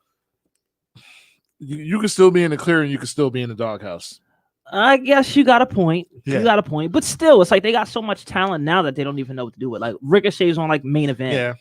Like, but Bow Wow's about to come in. Also, listen, as much as I love NXT, and I was talking with I'm in this wrestling group chat, and I'm just like, listen, at some point, NXT, like everybody's talking about, well, no, he doesn't need to get called up. He needs to stay in NXT forever. I'm like, you can get complacent in NXT too. Oh, for sure. Yeah, like my thing is that Johnny Gargano should have got called up. Yeah. Tommaso Ciampa should not be in NXT anymore. Nah. Because there's nothing left for him to do. Nothing. Yeah, and like Tommaso Ciampa already came out saying like, if I'm not in NXT, I'm just going to retire and become a trainer. I'm like, So we have no choice but to keep you in NXT. Pretty much, yeah. But there's also some guys who need to go back to NXT. Yeah. Like, for like, I think Ricochet could deserve a fresh start. Even though I like Ricochet, I just feel like they're doing him dirty. Yeah, no, like Ricochet definitely does because he left NXT without a character. Right. So, and that's another thing. You got to have a character that sticks. Yeah, I'm like, listen, like everybody does like, those 20-minute matches with like no selling, athletic. Everybody's athletic nowadays. Yeah. Like, what can you do to make me care about you? Right. Like what's your on-screen presence? Like, what's your charisma like? And truthfully, with the on-screen presence and charisma, it actually gives you more storytelling in the match. Like I was rewatching WrestleMania 26 with Undertaker and Shawn Michaels, the career versus streak, and like the storytelling that they told within that match with their characters is crazy. But if you go to like an NXT match, it's just like they're just going crazy for 25 minutes with some of the best athletics you've ever seen in your life, but there's no true storytelling or any selling throughout the match. It's just straight athletics. Yeah, and I think that's definitely one of the lost arts now about when it comes to wrestling. There's no ring psychology left. Yeah. That's why, like, looking back at it now, it's like as much as I couldn't stand Triple H, running Raw, the Reign of Doom, or what I forget exactly. Cerebral assassin. Yeah, but it's like Triple H knows how to tell a story. He knows how to make people hate you. Yes. And I hated JBL back in the day, but JBL, the wrestling god, was my guy. Yeah, but love heels. Who doesn't love heels? Yeah, like I watch SmackDown every single week to make sure I'm like, all right, cool. I need somebody to beat JBL down this week. I'm like, all right, cool. All right, cool. Undertaker's doing it this week. What do you mean he didn't win the title? Right. He got the whole cabinet riding with him. Yeah. And honestly, that kind of what drove me to become, a John Cena fan, because when he was before he was a prototype, and then like he came and like every single week, like he came with a throwback jersey. I'm like, ooh. Yeah. He's spitting them freestyles off top of the dome. Yeah. Everybody had them John Cena moments. Yeah. Yeah. Speaking of Cena, I know we went off topic a little bit, but we're gonna talk whatever. Yeah. I feel that Cena needs to be at this WrestleMania. There's not like he doesn't have so we know Edge is probably going to face Roman, right? But I feel like Drew McIntyre doesn't have a true formidable opponent. Like Sheamus. Yeah, Sheamus is cool, but it's not realistic. Like if Drew loses to Sheamus, and then if Drew wins, it's just like, oh, you could have did this on Raw. Yeah. Also, another thing I hate, I hate when champions are like, even though McIntyre lost it for like a few weeks and got it back. I hate like year-long champions. Oh, okay. Why? Because Sasha's finally getting a year-long run. And she was always dropping the belt every chance she got. Honestly, what ruined it? Honestly, Brock kind of ruined it for me. That's why I can't stand year-long champions. I'm like, listen, how is anybody else like?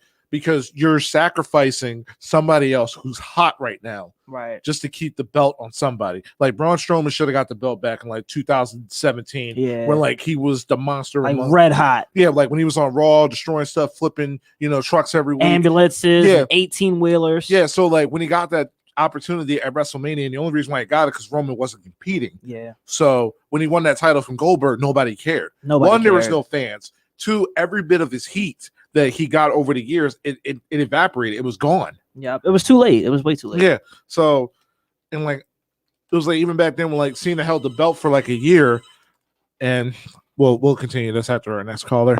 98.5 WJYN Sports for the Culture. Who is calling? Hi, Chris. This is Warren. Hey, Warren. What's going on, man? What's up, Warren? Oh man, I guess I got so impassioned by your takeover rant, your NXT. I had to chime in. Let's go. Yeah, shoot, man. Oh man, I will first thing. I agree with a lot of what was said. I have to push back a little bit on the year-long champions. I am a proponent of dominant champions. I guess because once I kind of left just solely watching WWE and expanding my horizons, I grew to appreciate wrestling more as a whole. Like Okada in New Japan, year-long champion, but he's putting on bangers after bangers after bangers after bangers. And I get the Brock Lesnar thing. I hated it too. They should have pulled the trigger on Braun. I agree with all of that, but dominant champion, I'm fine with. I did see Dunn and Balor. I actually saw the whole takeover. I thought it was a really good show. I think this is one of the times I thought probably bell to bell, probably the best wrestling show hot take in the last 6 months from start to finish. I thought both Dusty classics over delivered. Especially the women's. I didn't think the women's was. I thought it was gonna be the worst match on the show, and it was better than the women's title match. Honestly, yeah. I thought the main event, it was really good. The turn, I kind of, when I went back and watched the turn, I noticed that, Kyle O'Reilly and Finn Balor was having this talk, and Adam Cole wasn't like was being said, and he was trying to imply like, hey man, why don't you be the fourth member? Adam Cole's like, what are you doing? Like, this is my group. Like, don't do this. And then I guess that's the body language that I saw from the conversation. So I thought that was very interesting. And plus, Roddy not knowing who to choose is also like an interesting wrinkle. Yeah, that's got Triple H written all over it. Yeah, absolutely.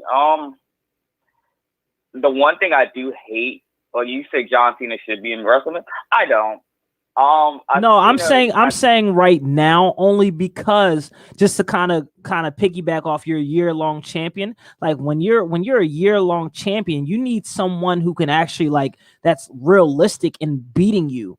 So like there's no true opponent right now for Drew. That's why I'm saying they need like a John Cena, someone who's realistic, because Edge is going to face Roman, or if Brock Lesnar decides to come back. That's the only reason I threw John Cena's name out there. I understand that. I think if WWE smart, they should have probably like 2 months ago. There's a Bobby Lashley that's been super booked really strong that you could have just done that. Or even throwing Keith Lee in the Hurt Business. That would have been crazy. Yeah, they rolling Keith Lee immediately after bringing him up, but I get it. Yep. I get why he got called up, but yeah, there isn't really nobody for Drew McIntyre to face on the company, which is sad. I mean, you could always do that AJ one-on-one match for fun because he's been booked well too. But I mean, that's really the best you can do with Drew, which is a shame because I really like Drew, but he has nobody to wrestle. Yeah. Now on SmackDown, hey, Roman's fantastic. I never thought I'd care about Roman Reigns. He should have been this guy the night he beat Taker. But agreed. Yeah. Like, if you was gonna, I always tell people, you was gonna ever pull the trigger on Roman that night when he said, "This is my yard." Yeah. After everybody saying "F you, this, I hate you, go die, Roman," and he just said, "This is my yard," and left. Should have pulled the trigger. Yeah. That's the most heat he ever got. Mm-hmm. People watch Undertaker pretty much, and hot take, Taker should have retired then too. Would have been perfect, but yeah, honestly, like, yeah, at that point, like, after Taker beat Roman at Mania, you can't go back to Roman being a face. No, you can't go back. Yeah, but honestly, like, but it's kind of funny. Like, SmackDown's definitely, because of Roman's heel turn, it's the show to watch now. For sure. And like, I kind of like, and more importantly, shout outs to Paul Heyman and Daniel Bryan, because they're definitely doing whatever they can to, help, the mid-card guys get over. Like, Big E's now getting a big push. Cesaro's getting showcased a lot more. Shinsuke Nakamura, like, he got his old theme song back. He's a babyface now. He got that, that great run at that gauntlet match. Yeah. He got the Steam music back. Like, I got a feeling that it's going to be Nakamura to eventually knock off Roman, because the seeds are already planted there. Roman's going to beat Edge. Yeah. The Edge doesn't benefit from beating Roman. There's really not that much, beef or history with that. Right. So, or if they give Edge another run, it could be like a SummerSlam thing. Yeah. Like he'll win at SummerSlam, not Mania. Yeah. Yeah. I could see, based on that promo on Talk to Smack, I could see Cesaro basically having this big run. You could play off a story. Hey, I was a Paul Heyman guy too, So like, you believed in me as much as you believe in Roman.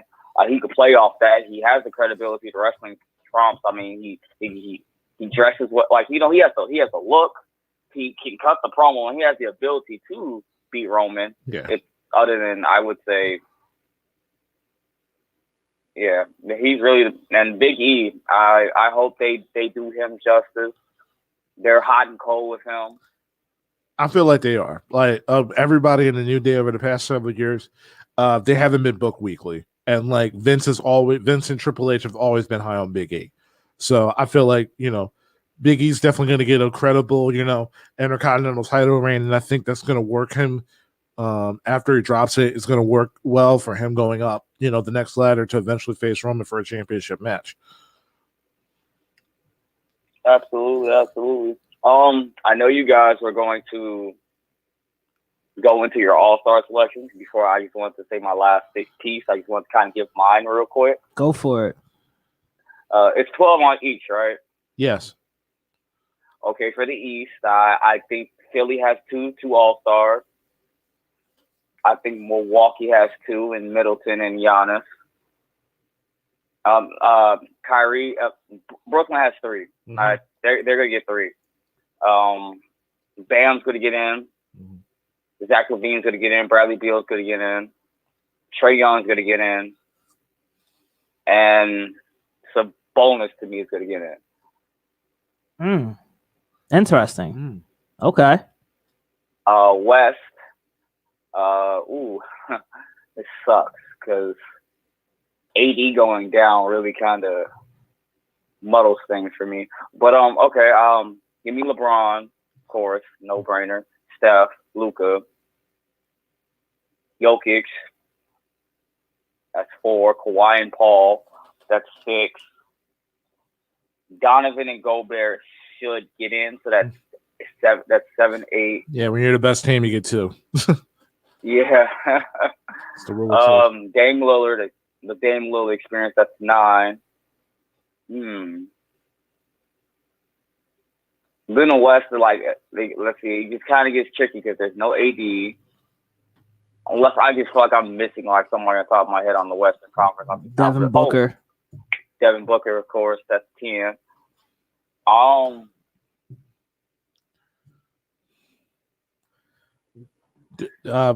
Is anybody gonna say it or I'm gonna say it? Zion, come on. Oh, I was waiting my turn. I still got my list to go, so that's why I'm not speaking yet.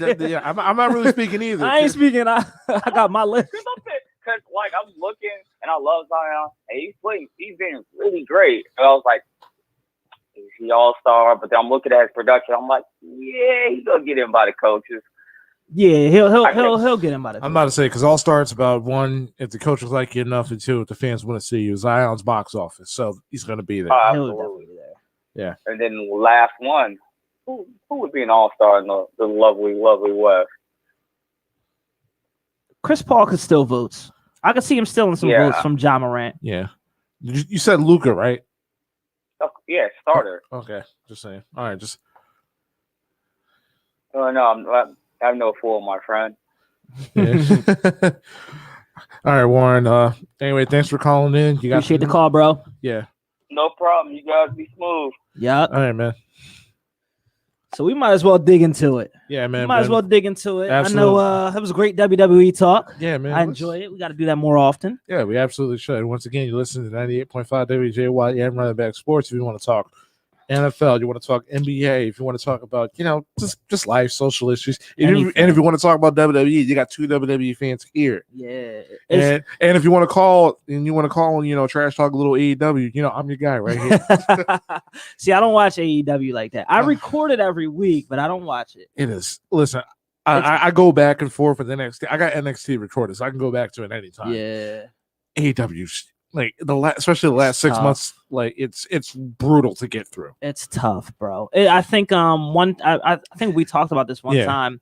I remember it was a Friday night. It was I want to say New Year's. Yeah. They had the steel cage versus Roman and Kevin Owens. Yeah. And I remember how different the broadcast was. Yeah.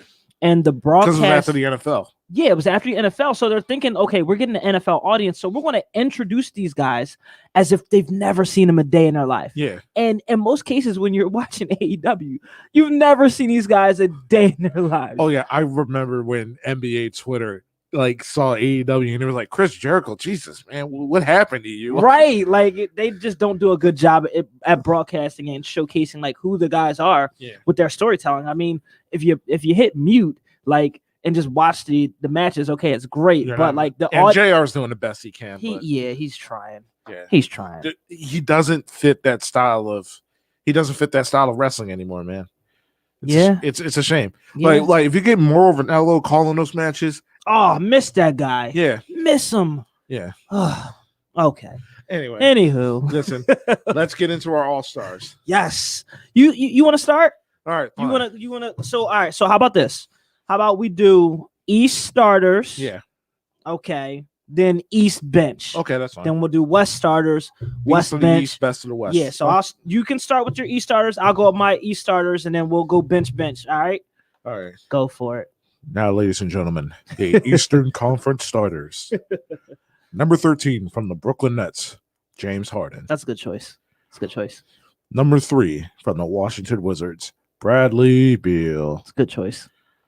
Number 7 from the Brooklyn Nets, Kevin Durant. Mm-hmm. Number 34 from Milwaukee, the reigning, defending MVP and Defensive Player of the Year, Giannis Alphabet. Yeah, Giannis Alphabet. that was literally my fantasy basketball team last year. Yo, that's funny. So I still got one more. You did 5 already. No, I did 4. Oh, go ahead. We know who it is. Number 21, Joel Embiid. Yep. Oh, of course. Yes. Okay. I knew for the East, like we would definitely be. I think we're going to differ on a couple in the West. Yeah. I think our benches are going to be completely different. Yeah. But as starters for the most, I think starters for the most part will be great. I'm with you on Bradley Beal. Absolutely love Bradley Beal. 33.1 points per game. He's first in scoring. Like he deserves to start. Yeah. Listen, record don't matter. Give him that. He's hooping like he is definitely balling. So he's got to start. There's no way he gets robbed again. Yeah, he can't. Like last year, it was atrocious. Yeah, and there's no other guard in the East that would start over Beal right now. No, there isn't. Of course, James Harden. I mean, he's averaging 24 points per game. Leading the league in assists. Yeah, 11.3 assists. Like, come on. Like I was looking at the box score. All right, and typically when you look at the box score for James Harden, James Harden, how many times that man at the free throw line? But it's 15 plus times. Yeah. With this team, he's playing different. He's not even really attacking. He's more of a facilitator because he has and to. A shooter. Because he has to be a facilitator. There's nobody else that can facilitate the offense. Oh, absolutely. Kyrie Irving's the scoring guard. So right. But the point that I was trying to make with it is like people, like a lot of Sixers fans prior to the trade, like, oh my God, he's gonna play like this. Oh my God. But it's like these guys are professionals. Like they're gonna play how the coaches and teams need them to play. Yeah, I'm about to say like he's doing that out of necessity. Bro, so. I checked the box score. It said 6 last game. James Harden went to the free throw line 6 times. I'm sorry, 3 technically because you shoot 2. Yeah. So he went to the free throw line 3 times. When do you ever hear James Harden going to the free throw line 3 times and still having 29 points? I just want to throw that out there. That was something I noticed. Maybe he's playing the Eastern. Maybe he's being in the Eastern Conference. Hey, maybe. Yeah. Continue. KD, of course. Yeah. What a comeback year. I mean, his numbers are almost on par to his MVP season. Absolutely. He's averaging 29 points per game, 7.3 rebounds per game, 5.3 assists. I mean, Kevin Durant has been absolutely dynamite. His shooting percentages are just fantastic. I love watching Kevin Durant play. Like, I always love watching KD play, but like always love watching Harden play, Kyrie. But it's like these guys are together. How do you not enjoy that? And a little bit of breaking news: D'Angelo Russell is going to be out for the next 4 to 6 weeks. He's going to go under surgery to remove a loose body in the left knee. I know that. Man, that's a little knee tear. Yeah, that's really unfortunate. It is, but for Anthony Edwards, that could probably put him in a starting lineup because they've been playing Ricky Rubio and D'Angelo Russell together, which is like completely weird and something I never expected. Russ can't play all ball. Yeah, he can't at all. He's got to have the ball in his hand. Yeah. Damn, that's super unfortunate. I miss Brooklyn D. Russ, man. Yeah, he was tough. Yeah, he was so tough. I'm still mad the Sixers didn't get him on draft night. I'm still sorry. I mean, come on, bro. Come on. This is Sixers we're talking about. We got Jahlil Okafor instead. I mean, Jahlil Okafor was pretty good in college. I don't care about college. Well, I mean, D'Angelo Russell was good in college. Yeah, I was about to say, I was going to say he was very skilled. I'm like, listen, Jahlil, and a lefty, too. Yeah. Listen, even still, sorry about that. Sidebar. You're fine. Did you want to get that off your chest before I continue? Kind of, yeah, but that's it. Go, by all means. I'm done now. All right. Okay. I'll slander Jalil another time, but go ahead. It's about the All-Stars. That's fine. Right. The Hoopers. Yeah, the real Hoopers. Of course, Giannis. And it's crazy, right? So Giannis numbers are basically like the same as his MVP numbers. Yeah. But I think the league might be a little done with Giannis. It's voters fatigue. I wouldn't say voters fatigue, but I don't even see Giannis highlights no more. Like, I think the love for Giannis is dramatically slowed down because it's like, all right, he's just going to run. He's going to get a rebound, run, and dunk. It's the same thing. Yeah, it's literally the same thing. But he's still averaging 28 points per game and 12 rebounds. Yeah, if you take the ball up at the top of the key, we're going to make a wall around it. And honestly, if you're not in the dunker spot, you're not a threat. And he don't have a move. Yeah. I mean, the only difference. He does have a move. It's a strife. Yeah, pretty much an offensive foul. Like he really is like a huge center. Yeah. That can like dribble, like legit, but with no moves and super athletic. That's probably the best way I can describe him. I think he's the center. Yeah. Like Joel Embiid is like not really a center. Like he's way more skilled than Giannis could ever be. Yeah. And of course, to finish it off, we got the big man. Yeah, JoJo. Yeah, that no brainer. 30 points per game, 11 rebounds per game, third in scoring behind Steph Curry and Bradley Beal. I mean, Joel Embiid, he's been an absolute monster all year. So that's the starters. I knew we'd see eye to eye on that. All right. As far as the bench goes, I'm gonna go more. I'm gonna start with the obvious choices, and then that's probably when we're gonna start to defer. Mm-hmm. Kyrie Irving. Oh, absolutely, no brainer. Yeah, Kyrie Irving, Trae Young. Yeah. Ice Trae, Jason Tatum. Yeah. And then here's after that. Sabonis from the Pacers. He deserves it. 22, 8 and 5. He's like another a slightly Dollar Tree version of Jokic right now. So listen, Pacers, they're mid 500 team, but Sabonis is the reason why they're keeping their head slightly above water right now. I'm gonna give love to Zach LaVine. I feel so I feel like LaVine missed the All-Star game last year. He deserves the opportunity this year. So, and that's 10. All right, I got 2 more. This is gonna shock a lot of people. Julius Randle. Okay. Yeah, I saw a stat. 22, 11, and 6. The Knicks right now, they're a 1 game below 500, but they're 6th seed right now. Yep. He's the reason why that team is doing well. That and top pivots. Listen, it's about time the Knicks get their first All-Star since Carmelo Anthony. So long time. Yeah. Wow. Yeah. So you got 1 slot left. Yeah. And that is a coin flip between Tobias Harris and Ben Simmons. Really? Yeah. Wow. And I gave it to Tobias Harris. Whoa. So you're putting Tobias Harris on the All-Star team over Ben Simmons? Yes. Wow. Now that is something I was not expecting. Yes. At all. Mm-hmm. Like that is crazy. Mm-hmm. Interesting. Okay. Your Sabonis pick, I know you like him. I know you like him. So that wasn't really a surprise. I know you like him a lot. No, the only reason why I said that was a surprise because I know you were going to disagree with it. I mean, all right. So I'll say my bench because I'm definitely he's not on mine. Yeah. Kyrie, of course. Yeah. All right, absolutely. Zach LaVine, no brainer. Yeah. I mean, as bad as Chicago is playing, they might not even have a win without this guy. Yeah. Of course, Trae Young, he's top 10 scorer. Ice Trae. Yeah, Ice Trae. Like, what can you do? Mm-hmm. Jason Tatum, animal. Yeah. Ever since he's grown to 6'10", he's even better than he was before. Got that fuzz on his got that fuzz patch on his. Yeah. Ben Simmons, I have him on there, and it's crazy because it wasn't a coin flip for me, and this was even before last night's performance. It was because, and I know this is going to sound completely crazy coming from me, the way that I bash Ben since the beginning of the season. Go on. It's because of his defense.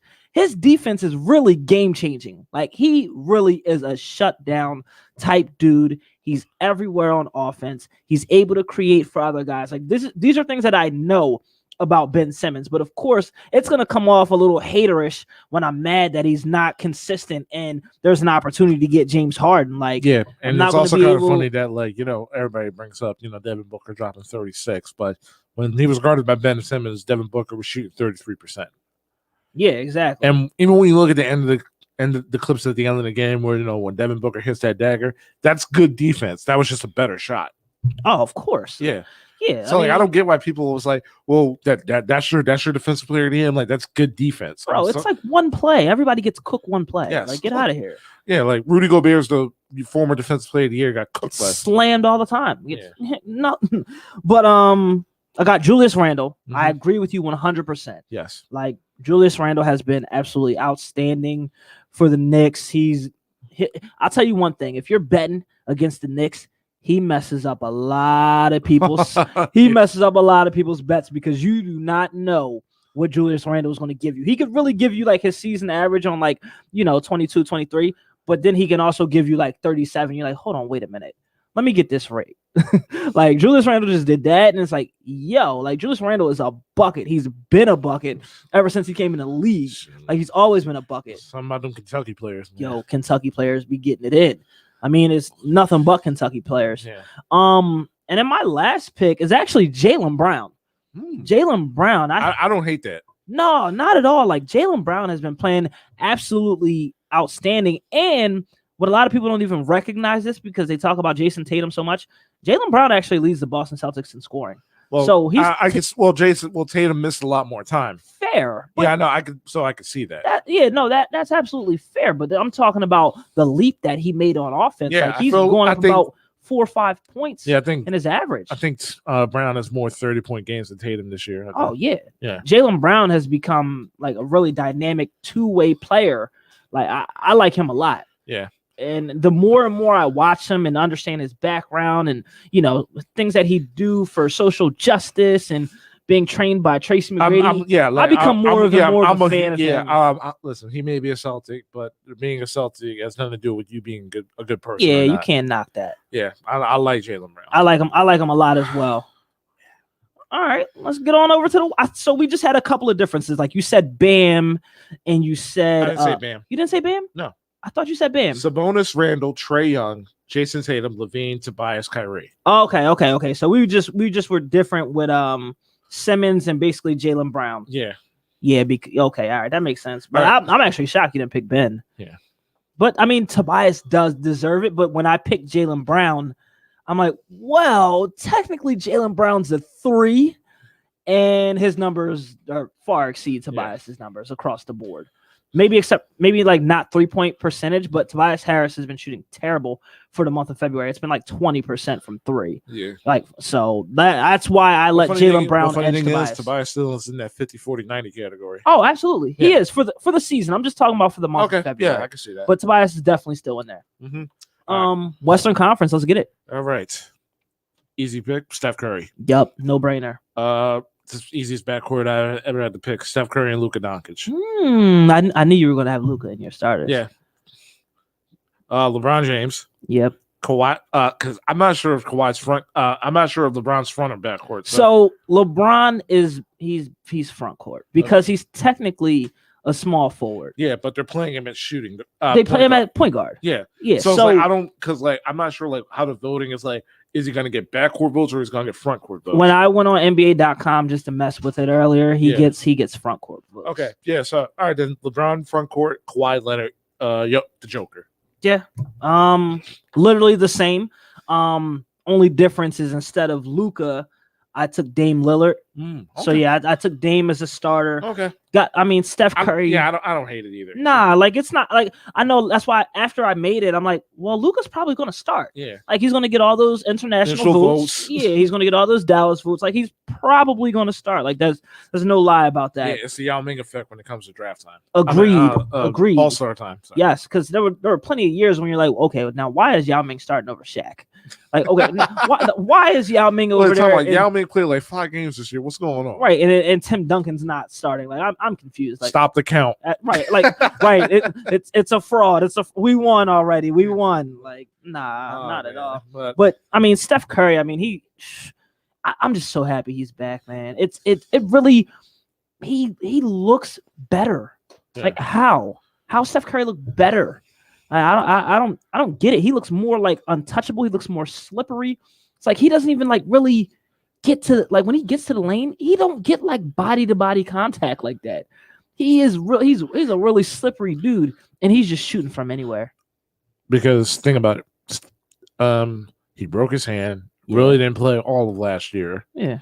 So, and like then the pandemic hit, he didn't go to the bubble. Fresh. So he's probably the freshest superstar in the league right now. Yeah, him and KD, arguably the freshest superstars. Yeah, so obviously there was going to be some growing pains when they start. I mean, the first 2 games you're going up against Brooklyn, and then Milwaukee. Yep. So like obviously, that was going to be and Steph had to work with like a brand new lineup without Klay Thompson. Yeah. So like pretty much once that got that figured out, and Draymond Green came back, so like it was. Yeah, it became much easier. It's crazy though because like on paper in the beginning, I have my notes from when we did like our predictions. I had them being like around the 5th seed. Yeah. And like the fact that they're still hovering. Well, at first I was a little nervous, but the fact that they're hovering around there now just really shows you like how good Steph really is. Yeah. And Steph he's really good. And then like Damian Lillard, of course. Also, question: how much credit does Steve Kerr get?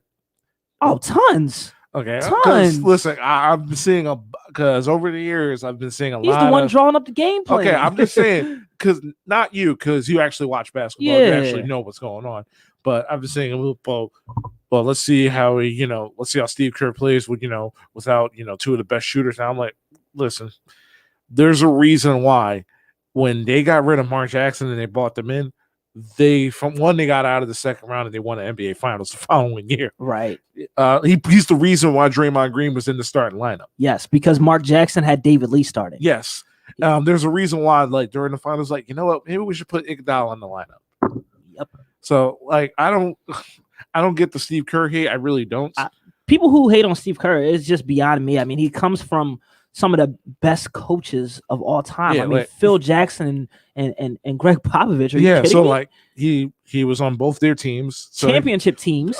He was on the Bulls. He was on the Spurs, and he's a point guard. Yeah, point guards transition to great coaches. Yeah, and not to mention he was also he was also in charge of personnel for the Phoenix Suns during the National Amari Stoudemire game. So he knows about that 7 seconds or less. He knows about that ball movement. He knows about the spacing, the triangle. So, yes, exactly. So it's like when you get a Steph Curry who is shooting at the same 50, 40, 90 clip as Steve Nash, but Curry's a lot more aggressive in terms of volume. Yeah.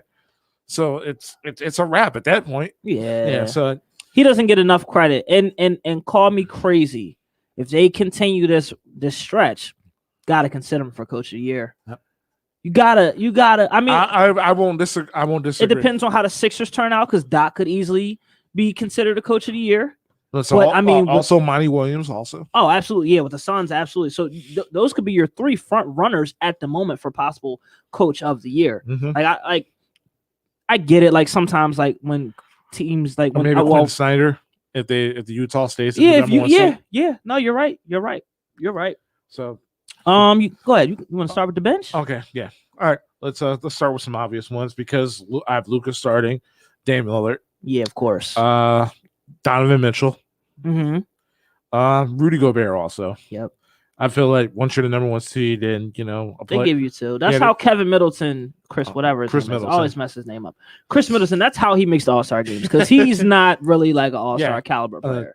So that's 3. Devin Booker. Yeah. Paul George. Like I said, Zion Williamson. Mm-hmm. And my last spot, I'm pretty sure he's not on your list, but De'Aaron Fox. Wow. That's okay. That was not one I expected at all.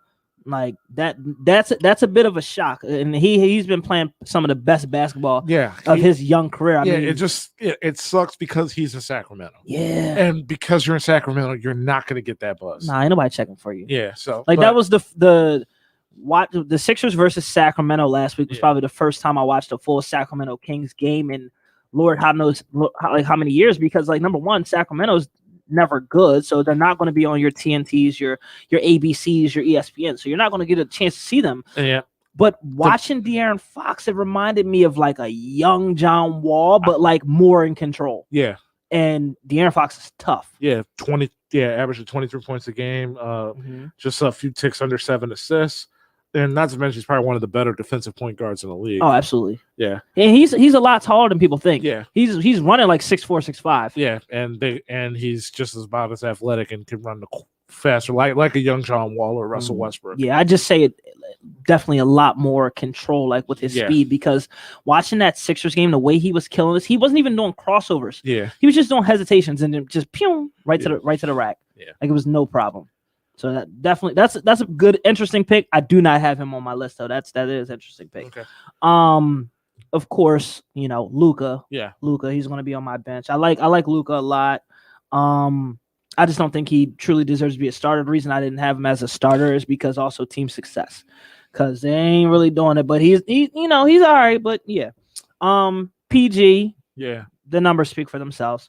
Paul George, he always plays great in the regular season. Yeah, can't knock him whatsoever. One of the best two-way players in the league, and definitely one of the best scorers when he's going. It's just, as you mentioned earlier, it's just so much pressure that was put on the LeBron. Now it's spilling over to other superstars to the point where it's like, or superstars. Yeah, okay, fair. So yeah, definitely Paul George. Yeah. Devin Booker clean this year. He's got to be clean. Yeah, no Klay Thompson, no James Harden. Like he it's clean. He's in there. He's got to get in there. No alternate stuff. So. Yeah, like straight up. Zion. Yeah. Zion Williamson. All right, I'm glad we agree on that. Oh no, he's on my list. He's definitely on my list. And I'm glad you're not calling that. And I'm glad you're actually calling him by his actual name. I am definitely calling him by his actual name. I can't hate on a man who's out there hooping. Yeah, I can't do that. And the man just controls the paint. Yeah, like he just like that paint is his. Yeah, the one thing that's is scary though, watching the decline of Blake Griffin, because one of the main things that I always looked at Zion, I never thought he was a transcendent player. Okay, never thought he was the next generational talent or anything like that, because what we see from Zion is what we've seen before. And I compared him to Blake Griffin. So if anything, with Zion being all explosion, all athleticism and raw power, looking at Blake Griffin, you better learn some moves, bruh. You better learn some moves. Yeah. Because as you can see, and also Blake Griffin could be a product of his environment at the moment. For all we know, he turns back into all-star Blake Griffin, who gave him 26 points per game when he first landed in Detroit. For all we know. But at the moment, I'm praying that Zion learns some moves sooner rather than later, because as you see, like that explosion, that athleticism does not last. So but other than that, Zion's the guy. I got nothing bad to say about Zion. And this is another thing about me too. Like I'll be really hard on players, but like if you hoop, what can anyone say if you're hooping? Like if you're doing what you're supposed to do, what can anyone say? That's why I'm the way I am with Ben Simmons. Like, okay, last night, but who knows? Like, if he comes out and drops 9 points, like we said earlier, tomorrow I'm gonna be hot. Anywho, let me stay focused. Donovan Mitchell, of course, because they're number one. We kind of got the same mindset with the whole Donovan Mitchell and Rudy Gobert thing, because they're number one in the Western Conference at the moment. But I'm going to end it with Ja Morant.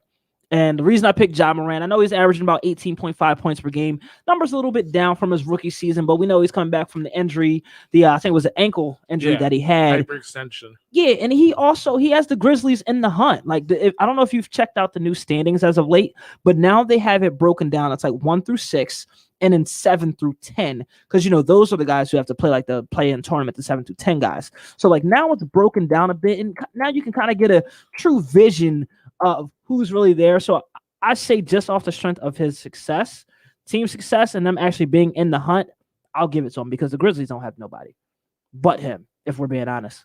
Mm-hmm. So, all right, so we rounded it out. Yeah.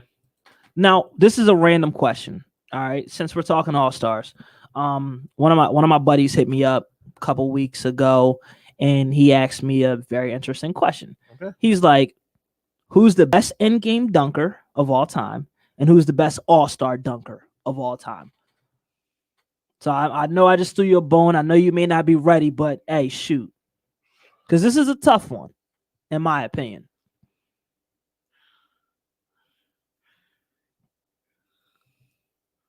Want me to go first to give you some time to think? Yeah. All right, so for me, the best in-game dunker of all time, I'm going Vince Carter.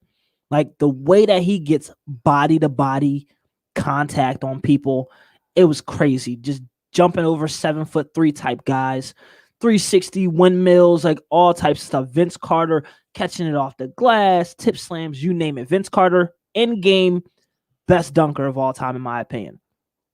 Dunk contest dunker, Zach LaVine, no question.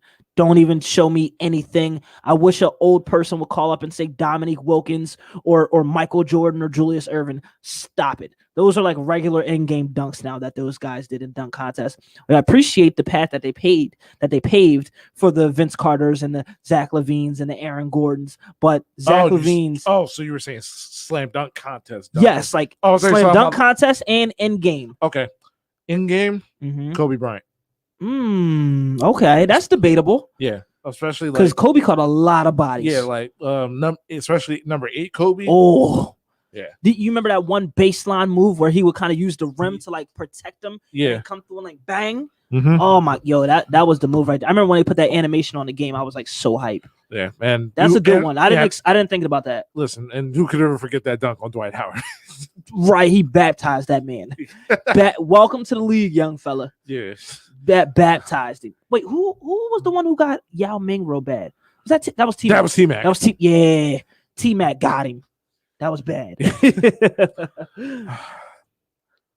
All-Star, slam dunk contest. Tough. He got robbed twice, but Aaron Gordon. That's very debatable, and you can't even deny that. Yeah. Who did he just lose to last time? Derrick Jones. Yeah, that was BS. Yeah, that was BS. Listen, the Zach LaVine loss, that's different because Zach LaVine was doing stuff we ain't seen nobody ever do, and we also didn't know Aaron Gordon had that in his bag of tricks. But the one recent dunk contest loss, no, I knew Aaron Gordon had that in his bag. Like I watched him in high school and I watched him in Arizona. Oh, really? Yeah. I did not know he had that. I called him Blake Griffin Jr. because he looked like him. I didn't know he dunked like him too. Yeah. That was news to me. No, man, like his high school mixtape was something else. Wow, I gotta go back and see it. Was it? How would you rate it? Like on like Zion level high school mixtape? Because well, mostly they were dunks, but like his dunks had like a lot more like that oomph that you need. So a little more pizzazz. Yeah, got you. But yeah, in game, I definitely gotta go Kobe, man. Yeah, Bean definitely he was something else. Yeah, like number 8 Kobe in particular, man. It's funny that you say that because like when you think of the greatest dunkers, you don't even think about Kobe like that. Yeah. But he truly is one of the greatest dunkers. Yeah, like even like when he got older, like that dunk he had on Brooklyn, like over 2 guys. Yeah, I remember it was one game. It was in the playoffs. I remember me and my homie Chris. We was watching this in the dorms at the Ville. Yeah. Kobe had like a bad ankle, He was messed up. I just remember him coming down the lane, takes off. Emeka Okafor is in the way. They're playing against New Orleans, New Orleans Hornets at the time, and Kobe just threw that thing. I remember jumping, like springing out of my seat, like yo, like Kobe still got it, and he on a bummed ankle, and he just catching bodies like this. That was number 24, Kobe too. Yeah, crazy. What a time. Yeah, man. Mr. GOAT. Yeah, man. Kobe was just built different, man. Yeah, definitely. Wish people appreciated him more when he played instead of after because, like, Kobe is like one of the greatest scorers, one of the greatest dunkers. One of the most skilled, talented. I'm a Sixer fan and that train. I couldn't. It just wasn't in my DNA. But anyway, that unfortunately, oh man, it's 6:59. Oh man, having so much fun. Yeah, so that's all the time that we have on today's show. I want to thank everybody for tuning in on 98.5 WJYN on Uptown Radio Philadelphia, Oregon, on our YouTube channel. Once again, this is Chris Thomas, Mark Thompson. This has been the Running Back Sports Show, Sports for the Culture. We'll see you next week. Peace.